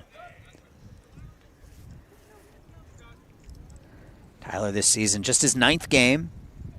Has multiple hits in 4 of the 8, and he's driven in runs in 6 of the 8. He launches this to left center field as Stogowski won't get that. That'll roll up against the wall, and Gutzfeld goes a little opposite way there out to almost straightaway center, but that center fielder Stogowski playing over shaded towards right center field. It's a double for Gutzfeld. The first baseman, number 99, Michael Paxson. And now Paxson. A little 2-out RBI here from Pax with the runner at second. That's another thing I love is a good 2-out rally.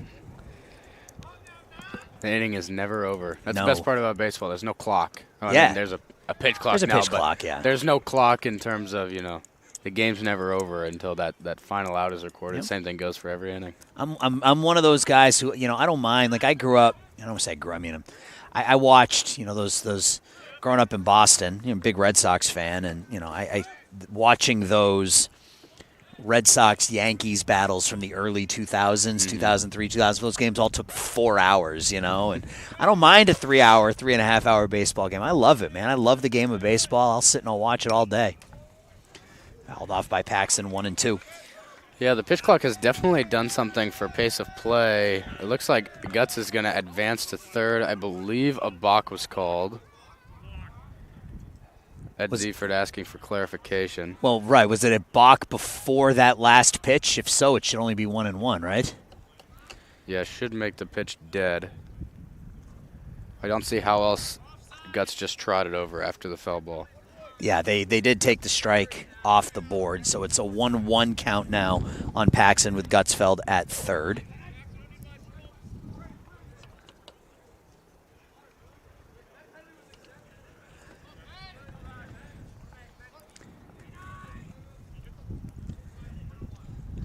Fabus to Paxson, running a 9-game hit streak. Paxson high in the air to left center field. Stogowski's back, and he'll make the catch just shy of the wall. So Illinois Tech will strand a runner at third, but they score a couple on a couple of hits. Scarlet Hawks lead 2-1 as we go to the 6th.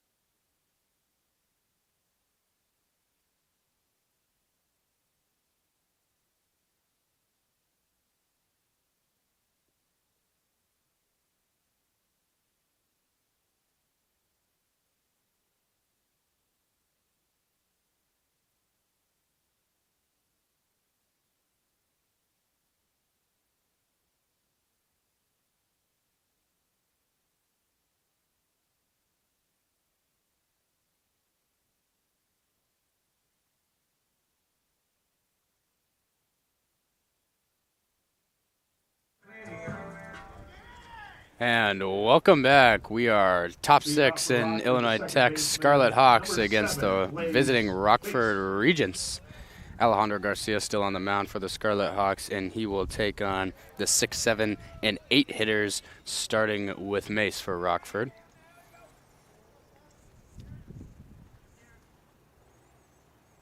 And the first pitch is a fastball that's hit very high out to center field. Luke Yaknin calls off Jack Fryer, settles under it, and makes the grab. So that will retire Mace, who is 0-3 today. Left fielder number 12, Nate Burden. And that will bring up Burden, the 7-hitter. He's playing left field today. He is 0-2 with a pop out to the catcher in the second and grounded out to Matthew Bovey over at second in the 4th inning. Gary will start him out 0-1 on a slider. You've seen a lot of low pitches called today. Gary is definitely going to try and make the most of that, and he just did with a low slider.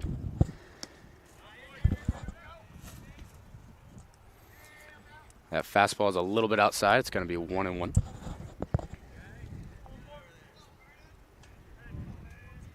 Garcia looking to give Illinois Tech 3 innings, following up John Gorey's 3.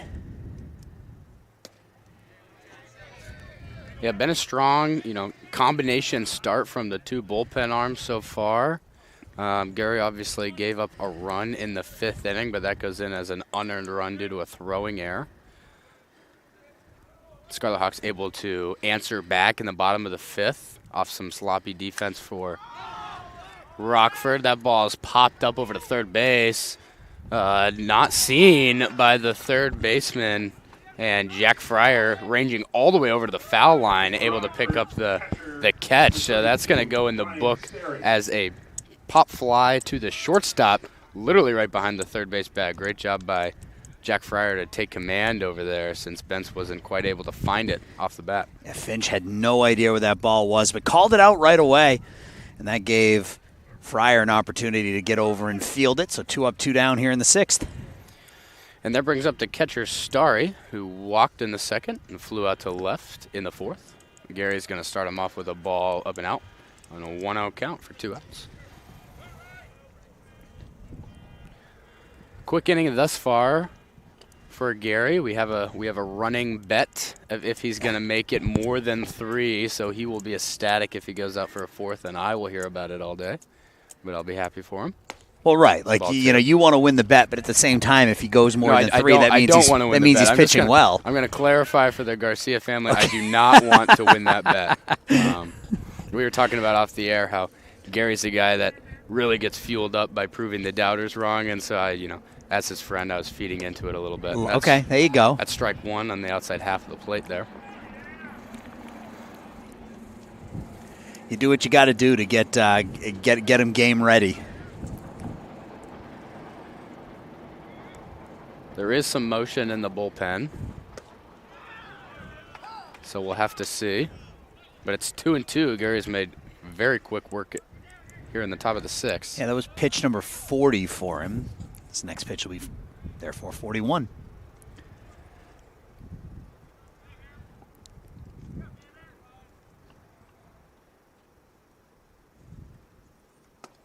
Swings and misses at the high fastball, up and out, and gets the K. So Gary has had an exceptional 3 innings, and we'll hope that he comes back out for the 7th. Scarlet Hawks will look to add to their 2-1 lead in the bottom of the 7th when we come back.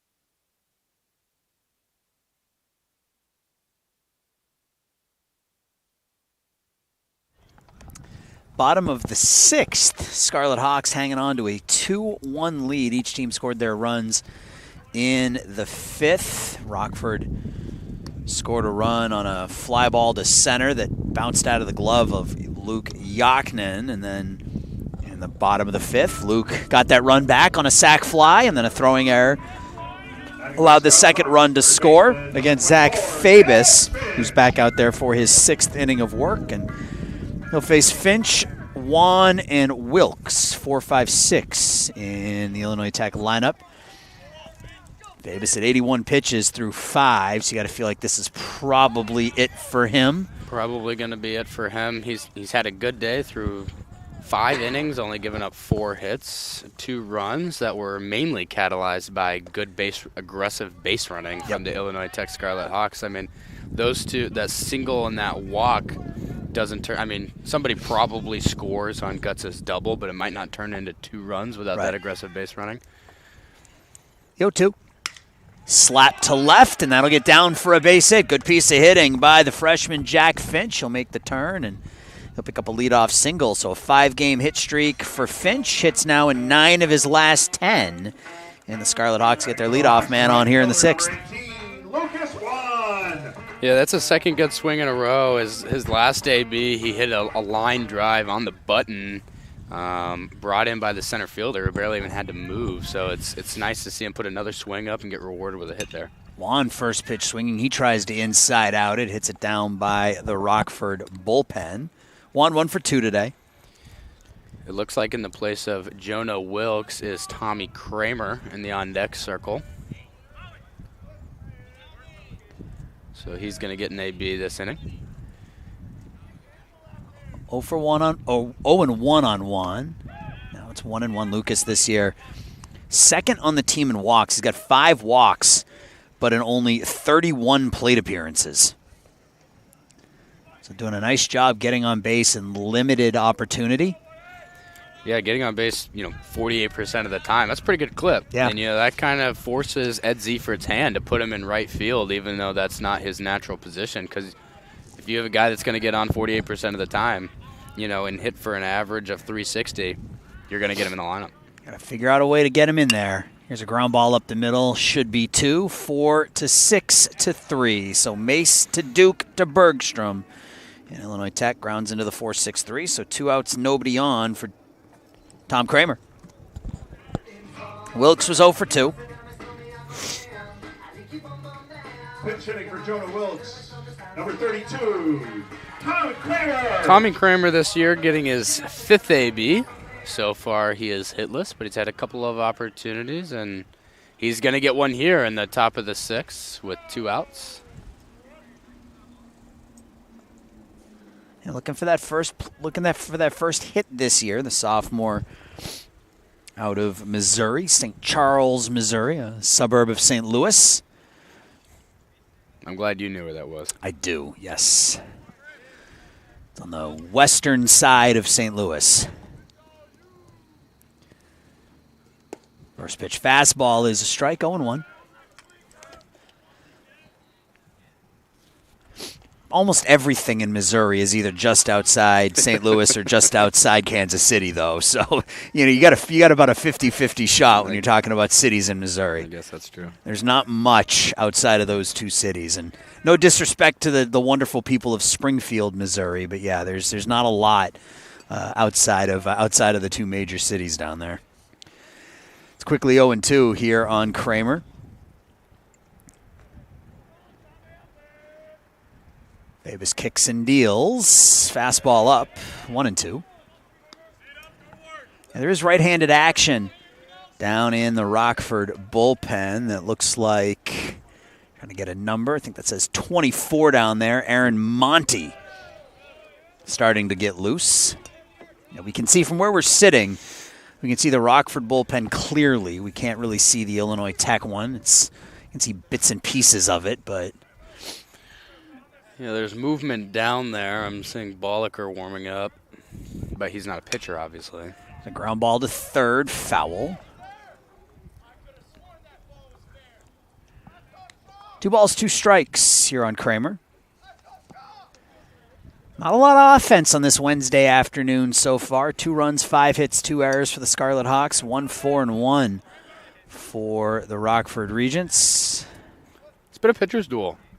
And we've seen a really good show from Fabus, the starting pitcher for Rockford, who will record a K and sit down Kramer to end the 6th. That will likely end his day, and that will be 6 innings, putting up 2 runs, both of them, or at least one of them, unearned. So a good day for Fabus, and we'll be back with the top of the 7th.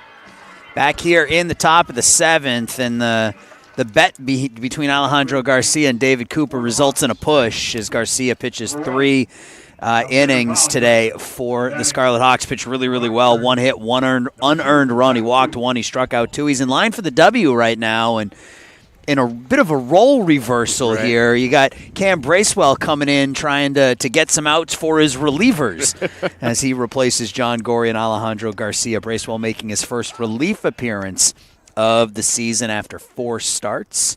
18 innings, 19 Ks for Bracewell, and I like this move. It's a nice bridge to the back half of the bullpen here. You know, maybe you get an inning, maybe you get 2 out of Cam, try to get to the 9th, and get out of this game 1 with a W. Yeah, I mean, it looks good so far. Just pounding the zone with fastballs, and he's quickly up 0-2. The number 9 hitter, Zach Duke, fouled off. We last saw Cam on Saturday, game 1 against Edgewood. The line is a little ugly, 8 hits, 5 runs, and 4 1/3, but he looked better than he had in some of his earlier starts, looked more comfortable with his off-speed pitch. Agreed. Was locating it better, and as you see right there locates the breaking ball. Maybe a little upstairs, but Duke doesn't offer at it. That's the first strikeout for Bracewell, 1 away here in the 7th. Yeah, that's what you want to see out of Cam. You want to see him attacking guys early with fastballs and then being able to throw that breaking ball for a strike. Very difficult to hit when he's able to throw multiple of those pitches in the zone. Does a good job with his first batter there, and now he's going to face Belota. Belota, the leadoff hitter, 1 for 3 with a single, stolen base, and a run scored his last time up. Other changes for Illinois Tech here. Alex Bolliker is down at third base, replacing Jack Finch here in the 7th. 1-0 to Belota. Pitch is on the outside corner for a strike.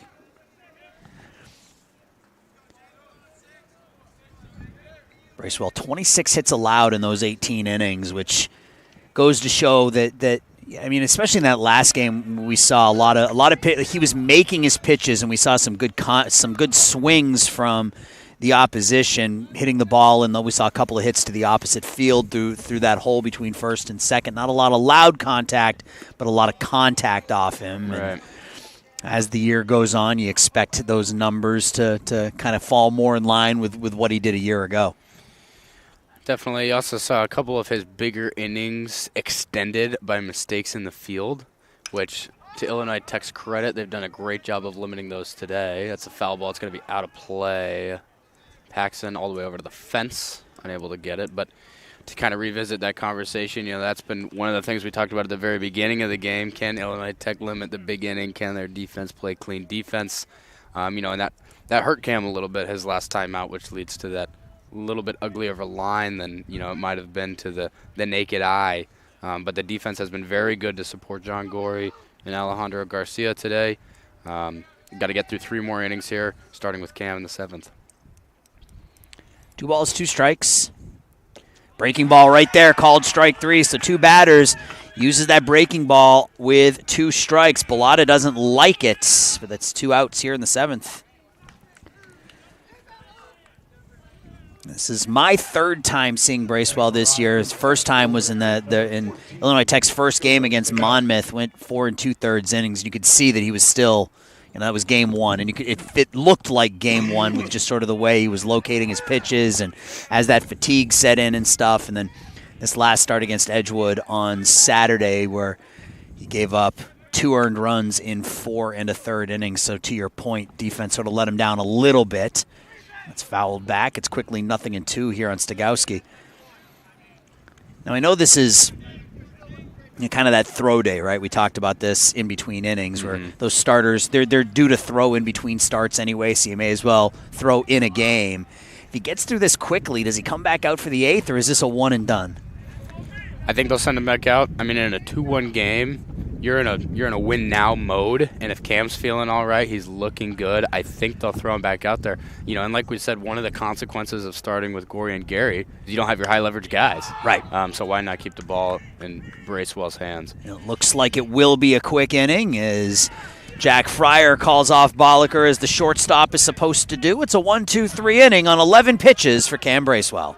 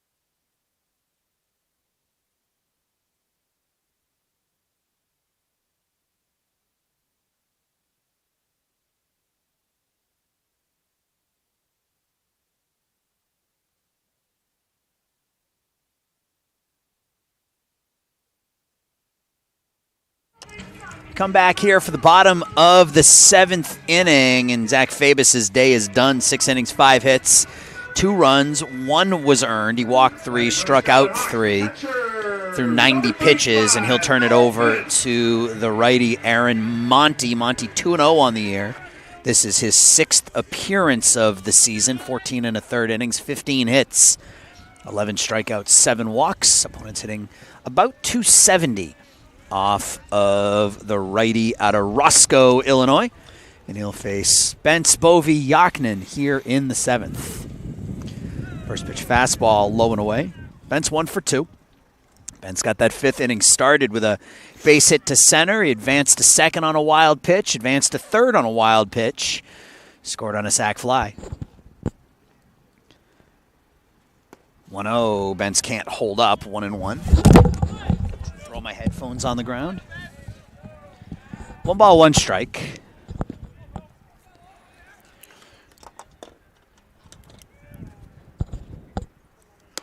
Another fastball away, 2-1.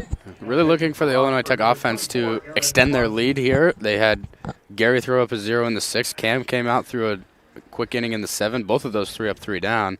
When that happens and you have a 2-1 lead, you want to see the offense put up some runs to support those guys. Fastball thrown past Bence, 2-2. And baseball is a game of, I think I said this to you in between one of the innings. Sometimes the hitters have to pick up the pitching. Sometimes the pitching has to pick up the pitchers. As Bence goes down on strikes, it's in the dirt. Sterry will throw Bence out, 2-3 down at first. 1 away here in the 7th inning. And so far today, the pitching staff has lifted up the offense. And now you want to see that offense come through here late. And we've seen that in some games this year. In that first game against Edgewood on Saturday, 5 runs in that 8th inning to take a big lead. And you're kind of looking for more of the same here, just looking to add on. Matt's been up twice. Matt Bovey's been up twice. He's reached twice. Single and a walk. Fouls it over our head. Last time he walked, stole second, reached third on a throwing error.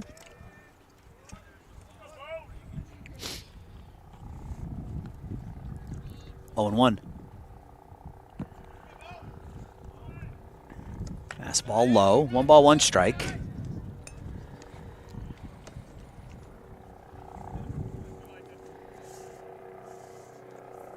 It's been a good game on a Wednesday afternoon. Great weather, close game. I would say great weather. I'd say acceptable weather for a NAC conference game. Yeah. I'm not wearing my bigger jacket, so I think that it goes down as good in my books. Maybe not great. Yeah, good weather. I'll accept good. Fastball pinned to the outside corner, 2-2. I can probably count in my entire career how many times I played a Midwest game where I wasn't wearing sleeves. I can probably count that on one hand. Not very many games. 2 balls, 2 strikes to the number 8 hitter, Matt Bovey. Checks his swing, holds up, 3-2 now. Typical Matt Bovey at bat, works the count full here.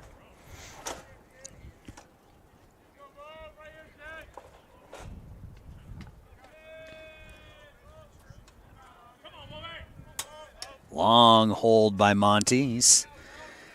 Holds it high. Now the payoff pitch. Ooh, fastball in the outside corner. He's been calling that a strike all day, David, but that one looked a little bit further outside. Yeah. Also wasn't received very well. As a catcher, I'm very biased to be like, oh yeah, it was a strike when it was caught well. That one not caught as cleanly by the catcher Starry there, but called anyway, and Bovey will take a seat. 3 straight strikeouts for Rockford pitching. 2 outs for Yaknin. Luke 0 for 1 today. Had that big sac fly in the 5th inning to get Illinois Tech on the board, and talking about a productive out. Not a lot of ways to have a productive out here. Got to find a way on base. Yeah, that was a really good at-bat for Luke as he worked the count full. He fouled off a couple of pitches before he was able to get into one and hit it out to center field. And a big at-bat from the point of view that it was his drop ball in the 5th inning that allowed that run to score. So Right. so to be able to pick that run up on the offensive side, that's got to take something off your shoulders. Got to take that weight off your shoulders a little bit. Yeah, it's good to see as from a young player, you have him make a costly mistake in the field next day. He picks himself up and gets Illinois Tech back on the board, and then ultimately aggressive base running brings Bovee in, and Guts is able to hit a double, get stranded out there, but a good inning, really started the scoring from Luke Yaknin. That's on the outside corner, called strike 3. So Monty comes in, strikes out the side here in the 7th. 7 in the books in a pitcher's duel.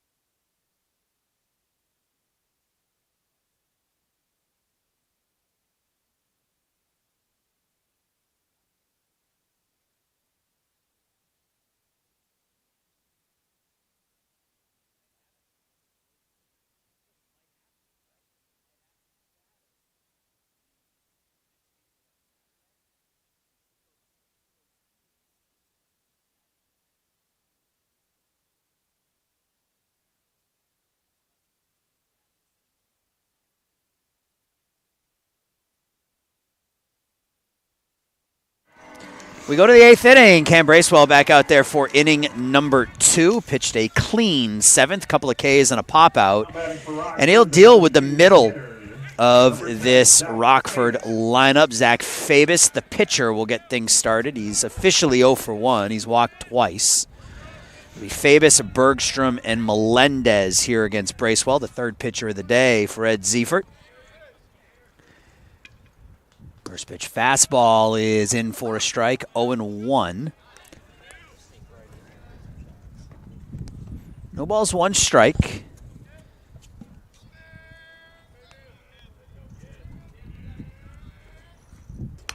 Bracewell grounded to 3rd. Behind, it gets through Bolliger, and reaching will be Fabus on the infield hit. I'm not sure what happened there. I don't know if Fryer called Bolliger off. Bolliger was well within reach of that ball and just kind of hesitated, let it roll by him. So can't hear with our headphones on, the communication that's going on out there. But it looked like a play that should have been made, and that's an unfortunate start. Leadoff single here for Fabus. Leadoff man on in the 8th for Caden Bergstrom, who's 1 for 3. In for a strike. Last time up, hit a fly ball to center field. Shallow fly ball to center. Luke Yaknin raced in. He was gearing up to make the catch and throw the ball to the plate as there was a runner at 3rd. The ball popped out of his glove. He was still able to retire a batter at 2nd. But the run would come in to score. It's the first run of the game. Scarlet Hawks picked up 2 in the bottom of the 5th to take the lead, and that's where we are here in the 8th. Yeah, keep an eye on Fabus over there at first base. We talked about how he's a good runner, 1 for 1. He's already been... Oh, no, he wasn't caught stealing. That was Mace that was caught stealing earlier. The breaking ball. When you're down late in the game, 2-1, that's the tying run on first base. Wouldn't be surprised if he's going to be in motion at some point here. He's 5 for 5 this year in stolen bases to go along with his batting average of .465 coming into play today. The 0-2. Ooh. Fastball right to my left. Those ones make you flinch. I don't think it matters how long you've been in the business sitting back here. You're going to flinch every time. No balls, 2 strikes. Bracewell looking for strikeout number 3. And again, this one a little loopier, but basically to the same exact spot Right. to my left.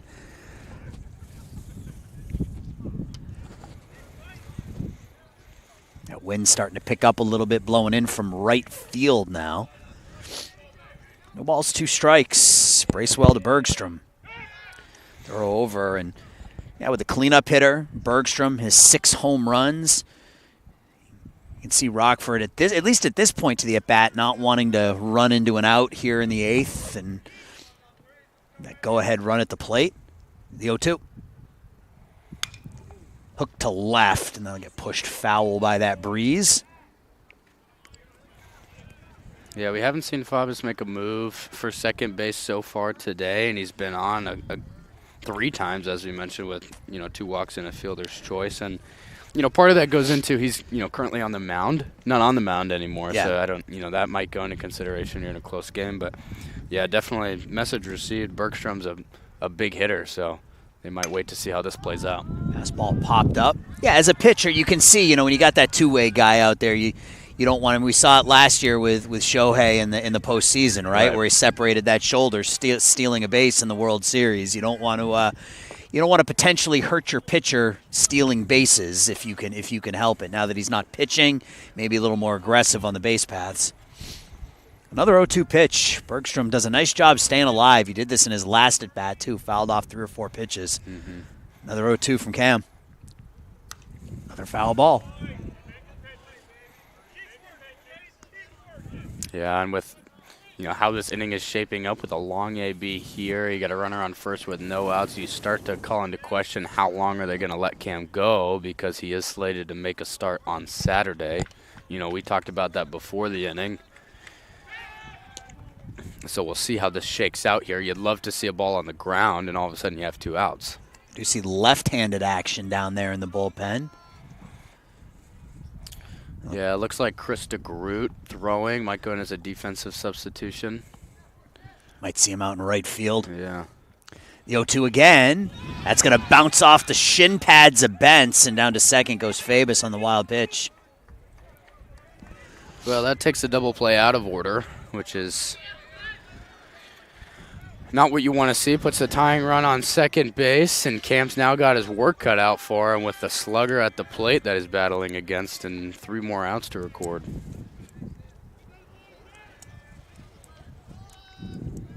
The 1-2 now from Bracewell. Fastball, threw it past him. Strike 3, third strikeout for Bracewell. 1 away here in the 8th. Just enough with the breaking stuff. Here's the high heat, and Bergstrom can't catch up with it. Enrique Melendez Jr. Now Enrique Melendez, who's 0 for 2. Melendez, the lefty. He came in hitting .357 this year. He's 0 for 2 today.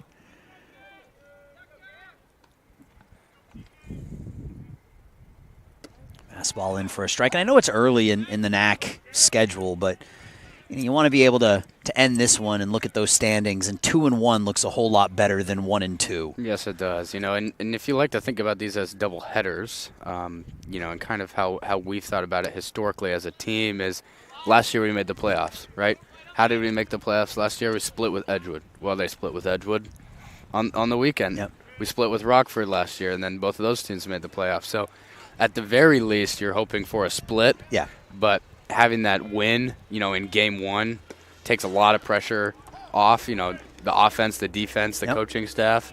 Well, and I think that's why you see Coach Ziefert managing the way he is today, going Gorey, Garcia, and now Bracewell for 2. With a 2-1 lead, you desperately want this game 1. Right. You're selling out for the win, and then you'll piece it together the second game however you can, and you'll see him manage a lot of doubleheaders like that. We saw it in the Edgewood game where they had Cam go out there, and then they put Gary and Gorey in, and you're putting your best bullpen pieces in to make sure that you lock that win down. And then whatever happens in the second game happens. Well, it's 1-2 here on Melendez. 3 Ks for Bracewell so far through an inning and a third. Cam looking sharper and sharper the further into the season we go. The 1-2. Fastball up and in. 2-2. Yeah, and this relief outing especially, he's been well in the zone. I know he just threw a ball there, but through, so far an inning and a third of work, he's thrown a ton of strikes, which is great to see. We'll see what happens on this 2-2 pitch. Rolled to the right side, bouncing ball, Paxson to Bracewell, and the runner is out at first. So Cam does a nice job fielding his position on the 3-1 putout. Fabus goes down to third now with 2 outs for Blaze Mace. Mace, the second baseman, 0 for 2 with a walk. So productive out from the lefty, Yeah. as you like to say. I love a good productive out. You know, I know baseball has become a, 3 true outcome kind of thing with, walk, home run, or strikeout. But I love a right-handed hitter that can push the ball to the right side with a runner at second base. There's value in that. I'm not a big, especially at the major league level, I'm not a big sacrifice bunt guy. I think at the major league level, you don't want to be giving up outs like that. But college ball, at all levels, D1, D2, D3, NAIA, I think it absolutely plays. 100%. And if you've got people who can control the bat and control the strike zone, that's popped up. Bracewell calls everybody off. Cam makes the catch and gives the Scarlet Hawks 2 clean innings of relief. We go to the bottom of the 8th. Good pitching from the Scarlet Hawks this afternoon.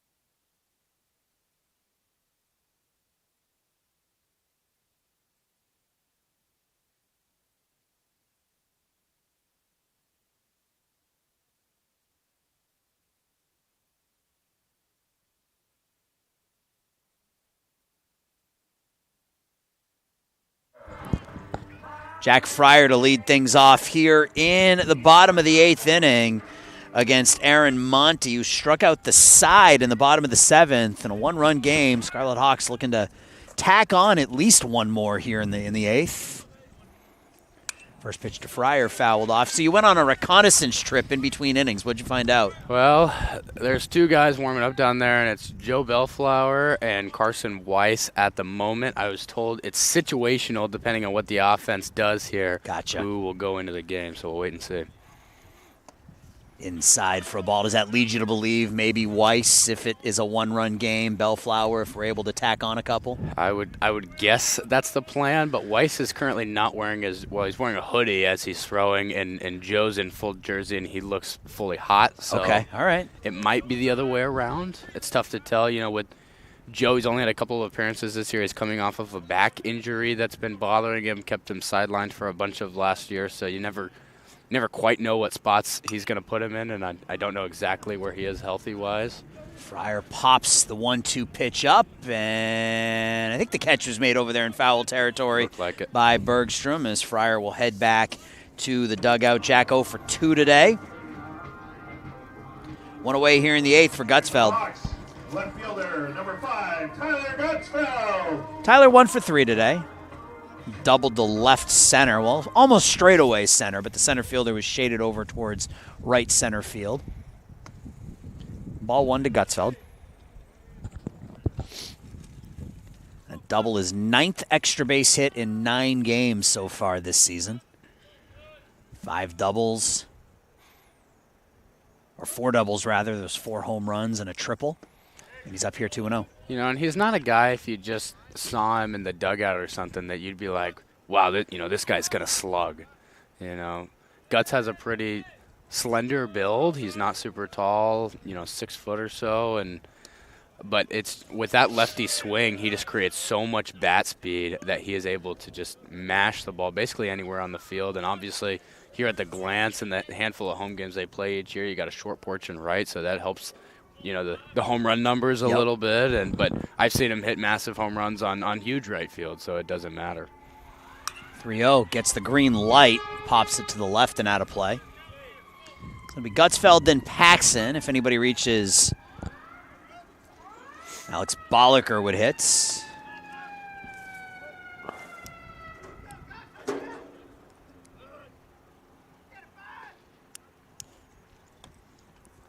3-1 to Guts. Fastball up.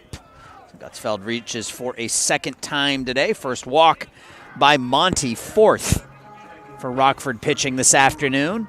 And now Michael Paxson. First baseman number 99, Michael Paxson. Paxson, one more shot here to extend this hitting streak to double figures. Currently sitting at 9 games. He's 0 for 3 today. A couple of flyouts and a ground out. Yeah, he's had those 2 well-struck balls into deep left center field, both pulled in just too high. So he's, and those are, if you look at his numbers, he hasn't had the home run numbers that you normally see Paxton have at this point in the season. So I like today that I've seen him, take a little bit more aggressive swings and put the power on balls. Just haven't found any grass yet. Especially in that first inning, hit the ball right to the wall out in left center field. Swings through the 1-0 pitch, 1-1.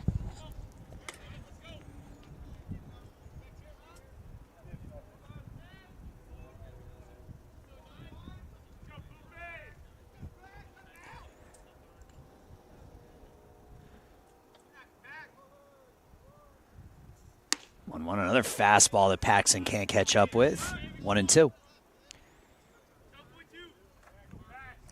Yeah, Monty's got a little bit of giddy up on his fastball. He's been pretty on point so far through an inning and a third with 3 Ks last inning, striking out the side. And he's mostly lived at the bottom of the zone, but attacking Paxton at the top here.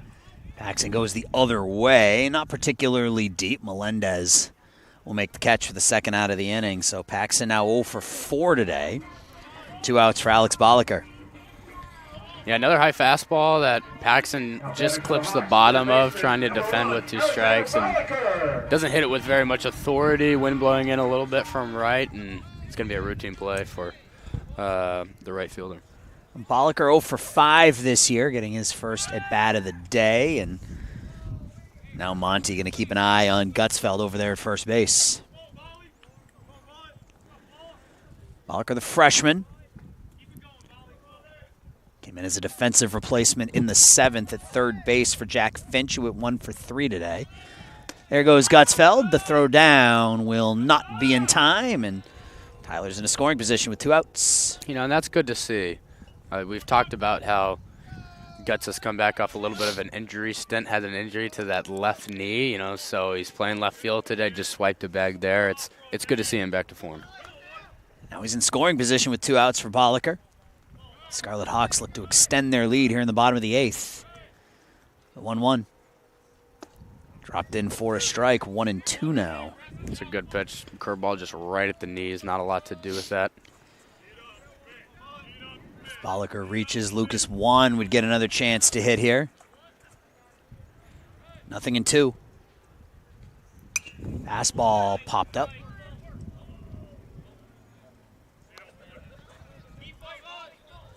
The ball's 2 strikes, 2 outs. Bottom 8th, 2-1. Illinois Tech with the lead.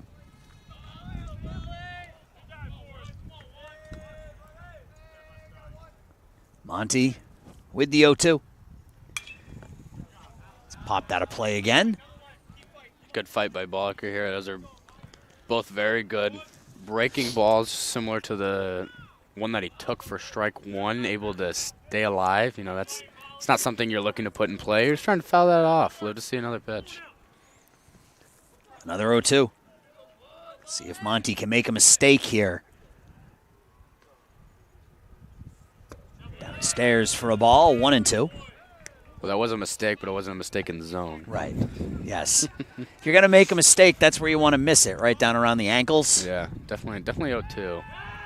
Daylight play back in safely is Gutsfeld.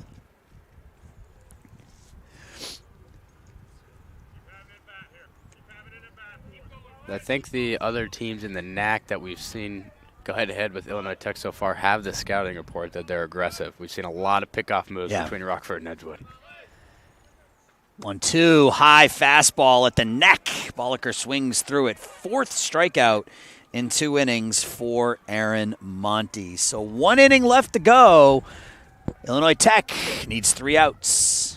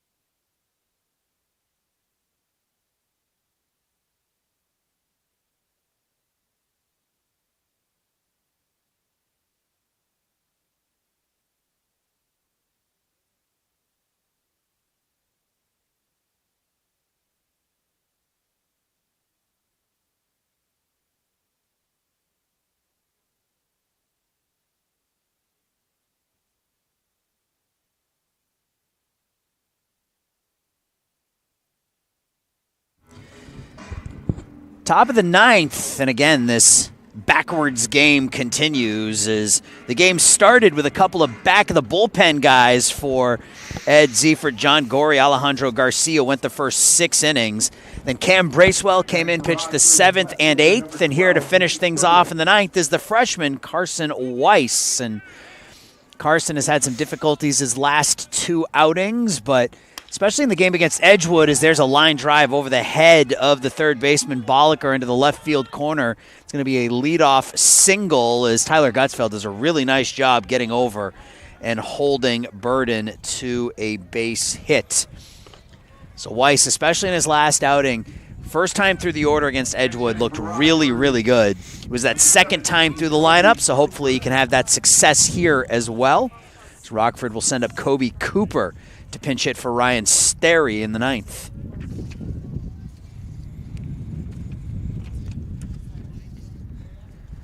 Sterry 0 for 2. The task is simple here for the freshman. Record 3 outs. Don't give up a run.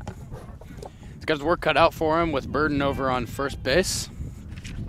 Kobe Cooper, the pinch hitter, 10 for 24 this year. He's got Burden at first, leading off the 9th in a 2-1 game. Again going the other way, and that's going to be blooped over the head of Bolliker. So the first 2 reach here in the inning, and I think those two balls probably went a combined 250 feet off the bat of Rockford, but they put their first 2 runners on 2 pitches on bloops over the head of Alex Bolliker.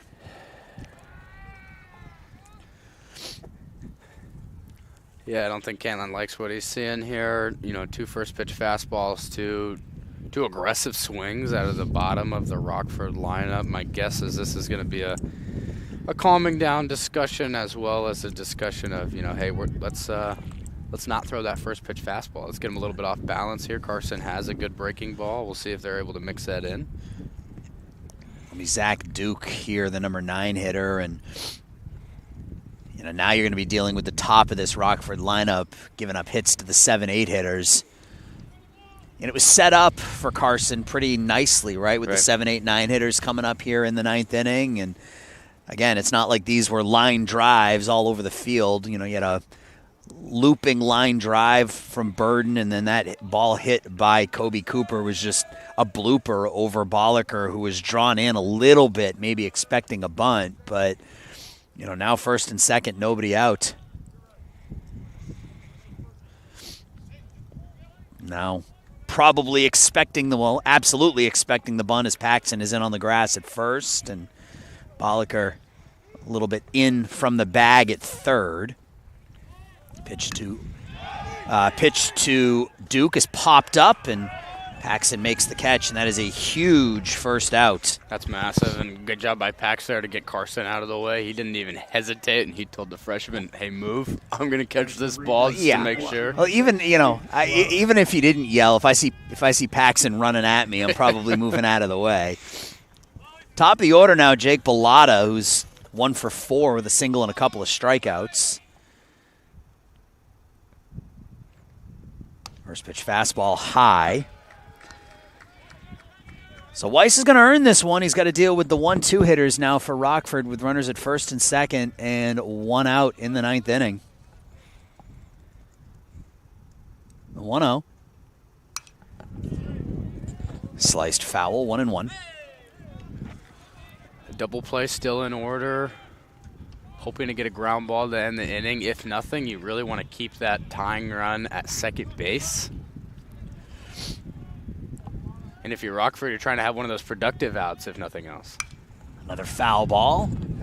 Weiss 1 strike away from inching ever so closer to his first collegiate save.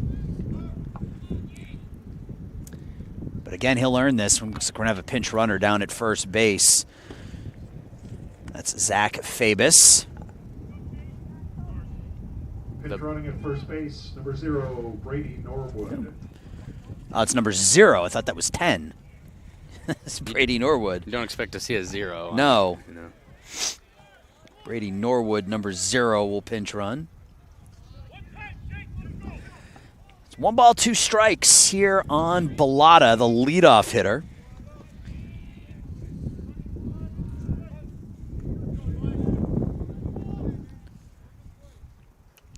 The 1-2. Breaking ball hit to short. Fryer to Bovey to first, and the Scarlet Hawks turn the 6-4-3 double play to end the game. So the freshman comes in, gets a little interesting, but a strikeout and a 6-4-3 double play ends the game. So this game, David, a little bit backwards. You got the relievers coming in, giving you 6. Then you got your starters, Cam Bracewell, Carson Weiss, coming in, finishing it off as Illinois Tech wins this one 2-1. 2 runs on 5 hits, 2 errors. For Rockford, 1 run, 7 hits, 1 error. The win goes to Alejandro Garcia. He improves to 2-1. Carson Weiss picks up his first save of the year. The game takes 2 hours and 22 minutes to play.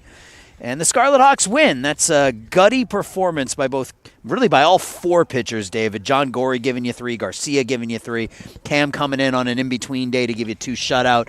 Then the freshman Carson Weiss allows 2 base hits to the first 2 batters he faces, gets out of it. A really gutty performance by this Illinois Tech pitching staff today. Yeah, an exceptional job. You saw the 4 best arms, and in a game where your offense is only going to give you 2 runs, you needed your 4 best arms today, and they're able to pull out the win. So a good start to the doubleheader for Illinois Tech. Good start to the doubleheader. Game 2 is going to be, David, you're going to be running solo. You good to go? I'm going to be solo. I'll be back with you guys in about 30 minutes for the start of Game 2. Stay tuned for that one. David Cooper will bring you live action for Game 2. Scarlet Hawks win Game 1 in a pitcher's duel, 2-1. Take care, everybody.